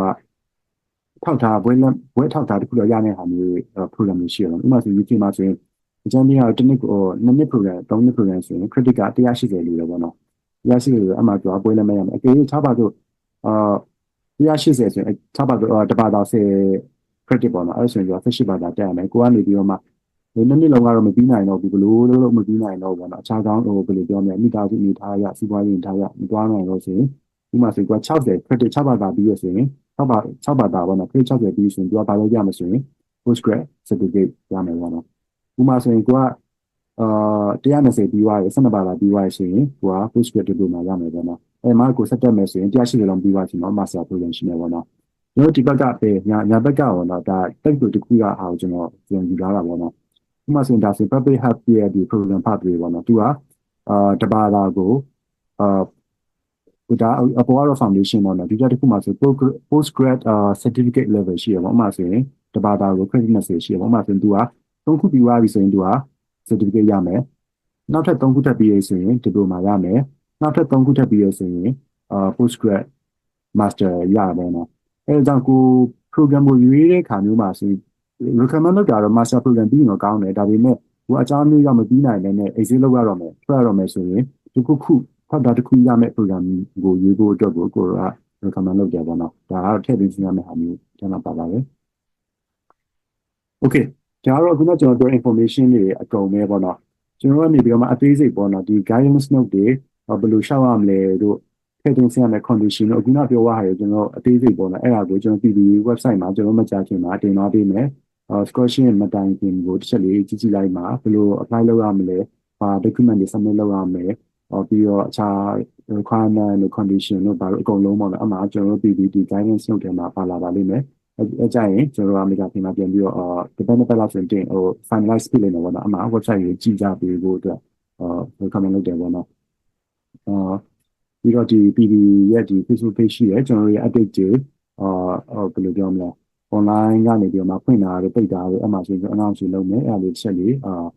ဒီစားပြီးတော့ပြီးတော့အခြား update တွေပေါ့နော် relevant ဖြစ်တဲ့ information ကျွန်တော်အဲ့ဒါမျိုးတင်ပါပေးမယ်ပြီးတော့ essay ပေါ့နော်ဒီမှာကျွန်တော်မကီလည်းဆရာမကီလည်းပြောတာကျွန်တော်လည်းပြောရမယ်ကိုဘာလို့ရှင်လဲဘာလိလာရှင်လဲ future plan များဘာဖြစ်လဲအဲ့ဒါတွေကိုသိကြရှင်းရှင်းလင်းလင်းပေါ့နော်ကျွန်တော်တို့ကလေအဓိကတစ်ခုစီကရင်းဖြစ်နိုင် clearly ပေါ့နော်ရှင်းကြရလဲဘယ်လိုပြောမလဲလပရေးပြောဘယ်လိုဖြစ်လဲဆိုတော့လုံးဝဖတ်လို့နားမလဲပေါ့နော်ဘာပြောရှင်နေလဲမသိဟာမျိုးရှိရပေါ့နော်အဲကြောင့်ကိုယ့်ဘက်ကကိုယ့်ရဲ့ဒီ real you ပေါ့နော်ကိုယ့်အစစ်မှန်ကိုကျွန်တော်မြင်ချင်တာဖြစ်တဲ့ကြောင့်အစစ်မှန်ပုံစံမျိုးနဲ့ကျွန်တော်ရေးပေးတာgrammar မှာဝါလို့အမက်ရှော့မှာမျိုးတွေမရှိဘူးပေါ့နော်သူကမှာဝါလို့အမက်ရှော့မှာမျိုးတွေမရှိဘူးအဲ့တော့ဖြစ်နိုင်တယ်များကိုယ့်ရဲ့တကယ်ပင်ကိုပေါ့နော်ကျွန်တော်အဲ့ဒါလေးမြင်ချင်တဲ့ကြောင့်အဲ့ဒါကိုချက်လေးဒေတာလေးလုပ်ပေးပြီးရှင်ရယ် document ကြီးကြီးစုံတင်ပေးပါမတင်လို့မရဘူးဆိုရင်အခုနကျွန်တော်ပြောရဲ statement လေးရှိရဲ statement လေးပို့ပေးပါဒီရက်ခါကျရင်အချိန်လေးပြန်ပို့ပေးပါokay ဥပမာဆိုရင်ကျွန်တော်တို့ email ပို့ရပါတော့ဥပမာဆိုရင်အဖြေဘယ်လောက်တည်မယ်တို့ဘာလို့တည်ရမလားဥပမာဆိုရင်ဘယ်လိုဖြစ်သွားရကျွန်တော်ပြီးကျွန်တော်ရရပေးလို့မရဘူးနော်ဘာလို့ကျွန်တော် application ဆိုရင်ကျောင်းသားတွေထောင်နဲ့ချီပြီးတော့ apply လုပ်တဲ့အတွက်ကြောင့်ကျွန်တော်တယောက်ကြီးကြီးရဲ့ email ကိုလည်းမကြည့်နိုင်ဘူးအဲဒီခါကျကျွန်တော်တို့ selection လုပ်တဲ့ကျောင်းသားတွေကဘယ်လိုပြောမလဲselection လုပ်ထားတဲ့ကျောင်းသားတွေရဲ့ဘယ်လိုပြောမလဲဥစားပေါ့နော် shortlist တက်ပါပြီးသွားပြီဆိုမှပဲကျွန်တော်ကအဲကျောင်းသားတွေလည်း officially communicate လုပ်တာမျိုးရှိပါတော့တခြား queries တွေကကြတော့ကျွန်တော်တို့က public information လောက်ပဲကျွန်တော်ပေးနိုင်တဲ့အားမျိုးရှိတယ် exceptional case တွေမျိုးတွေရောရှိမှာပေါ့အဲ့လောက်ရတော့ကျွန်တော်ထားမျိုး response လုပ်တာမျိုးရှိတယ်အများတော့အထင်ကတော့ response မလုပ်ပါတော့ SCA ရမျိုးပေါ့နော် SCA ရမျိုးဆိုရင်တခုကဘာဆို recycle လုပ်တာတွေပေါ့နော် recycle လုပ်တာကျွန်တော်နားလေဥမာဒါမျိုးဖြစ်နိုင်တယ်များ recycle မလုပ်တိုင်းလို့ရှိရင်အထူးသဖြင့် PB ရဲ့ essay ပေါ့နော်ကျွန်တော်တို့ကအရင်တော့တင်တဲ့ essay တွေကျွန်တော်အခုတင်တဲ့ essay တွေကျွန်တော်တို့ system ထဲမှာအကုန်ရှိနေပါပေါ့နော်အဲ့ဒီခါကျတော့ကိုတင်ခဲ့တဲ့ essay ကိုတစ်ချက်ပြန်ကြည့်ပြီးတော့မှ copy လုပ်တာမျိုးတွေလုပ်ကြနေပေါ့နော်အဲ့အလေးကိုလည်းမိတာပဲဖိုင်းလို့ရှိနေဖြစ်ပါဒါကကျွန်တော်ပြောပါနော်ကျွန်တော် PB ရဲ့ website ကိုwebsite communication နဲ့ဒီရဲ့ခါကျရင်ဒီ link ပေါ့နော်ဒီရဲ့ခါကျရင်online scholarship ပေါ့နော်အဲ့ဒါလေးချက်လေး ONLINE FHIBS ပေါ့နော် online scholarship နဲ့ပတ်သက်တာမျိုးဆိုရင်ဒီကနေ communicate လို့ရမယ်အခုနပြောတဲ့exception case ကိုကျွန်တော် response လုပ်မယ်အခုနပြောတဲ့ကျွန်တော်တို့ဒီပြရမလား status မေးတာပဲကျွန်မရဲ့ result ကဘယ်တော့ဖြစ်မှာလဲပါလာလို့မပါလာလို့ပေါ့နော်အဲ့ဒါကြောင့်ကျွန်တော်တို့ response လုပ်မှာမဟုတ်ဘူးပြီးတော့အခြားဒီဥစ္စာပေါ့နော် study အတွက်နဲ့ပတ်သက်တဲ့ information ပေါ့နော်အမှာဥစ္စာရှိမှာပေါ့နော် Okay ပြီးတော့နောက်တစ်ခုပေါ့နော်ကျွန်တော်တို့ဒီ upcoming webinar လေးရှိနေပါတော့ webinar လေးရှိနေဆိုရင်ကျွန်တော် student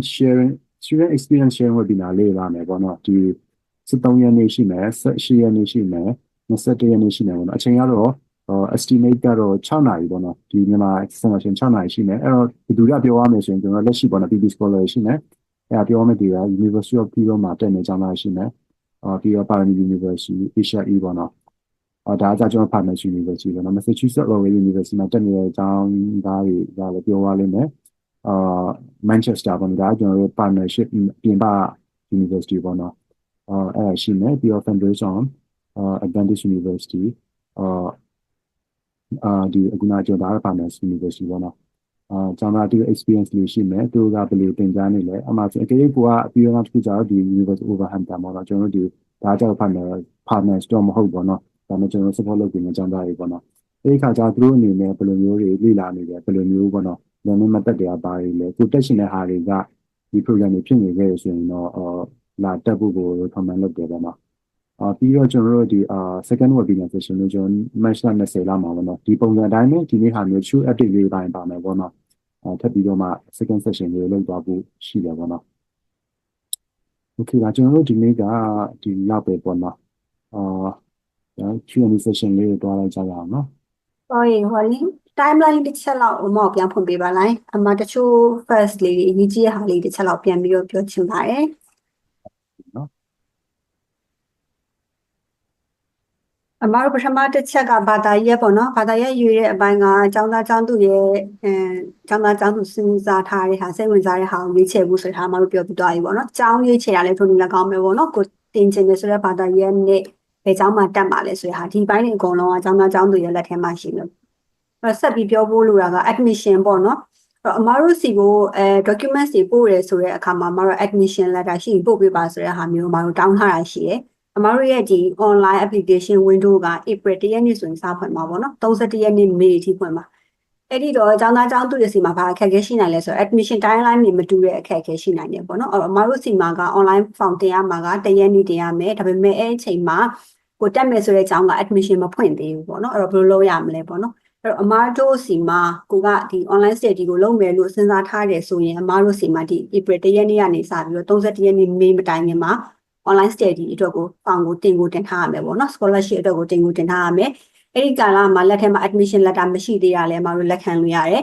admission process က ongoing သွားနေရလို့ဆိုတဲ့သူတွေကိုလည်းအမားတို့လက်ခံလို့ရတယ်ပေါ့နော်အဲ့တော့ timeline တွေမတူတာဖြစ်တဲ့အတွက်ဒီ admission letter မရှိတဲ့အတွက်အမားတို့ဘက်ကနေပယ်ဖြတ်တယ်ဆိုတဲ့ဟာမျိုးဒါမျိုးတွေတော့အမားတို့မလုပ်ဘူးပေါ့နော်အဲ့တော့ကိုကဒီ timeline တစ်ခုကျောင်းရဲ့ timeline အတိုင်းကျောင်းမှာလည်း admission ရှောက်ရမှာဖြစ်တယ်လို့အမားတို့စီမှာလည်းအမားတို့ရဲ့ timeline အတိုင်း scholarship ဒီ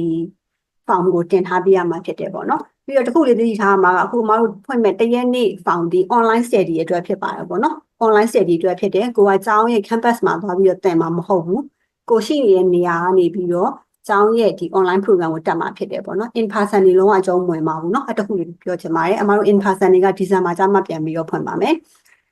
နောက်တစ်ခုက first year ဖြစ်မှရမလား second year မှရမှာလားပေါ့နော်ဒါတွေအကုန်လုံးလည်းအမတို့မှာ criteria မရှိပါဘူးကိုကငကိုတွေက online study တက်နေလို့အခု second year အတွက်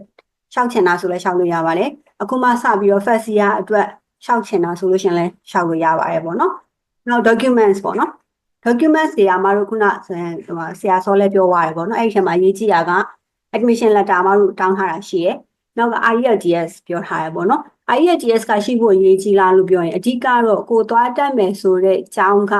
ကျောင်းဝင်ခွင့်ပေးဖို့ရန်အတွက်ကိုတို့ကျောင်းဝင်ခွင့်ရဖို့ရန်အတွက်က IELTS အမှတ်တောင်းလားဘာတောင်းလဲပေါ့နော်ဒီပေါ်မှာပဲဆုံးဖြတ်ပြီးတော့အမတို့ကိုဒီ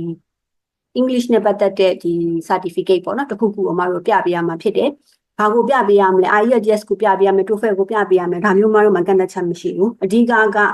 သွားတက်မယ်ဆိုတဲ့ကျောင်းကကျောင်းဝင်ခွင့်ရဖို့ရန်အတွက်ဘယ်လို document စီတောင်းထားလဲပေါ့နော် English နဲ့ပတ်သက်ပြီးတော့ဒါကိုတင်ပေးရမှာဖြစ်တယ်နောက်ရေးကြည့်ရတကူက reference ဒါအမတို့ reference letter နှစ်ဆောင်တောင်းထားပါတယ်နော်တစ်ဆောင်က academic ပိုင်းကနောက်တစ်ဆောင်က professional ကဆိုရရတယ်တကယ်လို့ကျောင်းသားကျောင်းသူမှာကအလုပ်လုပ်ထားတဲ့အတွေ့အကြုံမရှိလို့ academic ကိုပဲနှစ်ဆောင်တင်လို့ရတယ်တခုရေးကြည့်ရက academic က reference letter ဒီမပါမဖြစ်ပါတယ်ပါကိုပါမှဖြစ်ပါတယ် academic ကမရှိလို့ professional နှစ်ဆောင်တင်လို့မရပါဘူး academic ကတစ်ဆောင်ကပါကိုပါရမှာဖြစ်ပါတယ်ပေါ့နော်ဒါလေးတစ်ချက်ရှိပါမယ် academic ရဲ့ reference letter ပဲဖြစ်ဖြစ်ဒီ professional reference letter ပဲဖြစ်ဖြစ်အမတို့ format မရှိပါဘူးအရေးကြီးတာကဘာလဲဆို English လိုရေးထားရမယ်စီးတစိတ်တုံးတွေပါရင်အမတို့မကြည့်ဘူးအထက်က English လိုရေးထားရမယ်ဆက်သွယ်လို့ရတယ်ဆိုရယ် referee ရဲ့ contact number email ဒါတွေအဲ့ reference letter ထဲမှာပါရမယ်နောက် reference letter ထဲမှာကအမတို့အတွေ့အကြုံတွေရဆိုချို့ရရှိရအမတို့စီစာလေးတစ်ချောင်းနဲ့ဒီလို recommend လုပ်ပါတယ်ဆိုတစ်ချောင်းလေးပို့တယ်အမတို့လိုချင်တာအဲ့လိုမဟုတ်ဘူးเนาะအဲ့ဒါကြီးဆက်ရှိမယ် academic ဆိုလို့ရှိရင်လည်း academic နဲ့ပတ်သက်ပြီးတော့ဒီ referee ကနေပြီးတော့ကိုယ်နဲ့ပတ်သက်ပြီးရေးပြရမှာဖြစ်တယ်ပေါ့နော်ဟိုစာသင်ခန်းထဲမှာပဲဖြစ်ဖြစ်ဒီလုပ်ငန်းခွင်မှာပဲဖြစ်ဖြစ်ပေါ့နော်ကိုကဘယ်လိုလူမျိုးဖြစ်တယ်ဆိုတဲ့ဟာကိုသူ့ဘက်ကနေပြီးတော့ကို recommend လုပ်တဲ့ first တွေပါအောင်ပါရမယ်ပေါ့နော်ဒီလူကိုဒီចောင်းသားကိုပေါ့နော် PPS scholarship တွေထောက်ခံပါတယ်ဆိုတဲ့ចောင်းထဲကအဲ့ဒါကမတို့ reference letter လုံးဝမဟုတ်ပါဘူးเนาะအဲ့ဒါကြီးတစ်ခုရှိပါမယ်ကိုရဲ့ဒီအတားချက်အားနည်းချက်တွေကိုပြောပြထားတဲ့စာလိုမျိုးဒီလိုပုံစံမျိုးဖြစ်ဖို့အရေးကြီးပါတယ်ဒါက reference letter ပေါ့နော် reference letter ကအရေးကြီးဆုံးဖြစ်ပါတယ်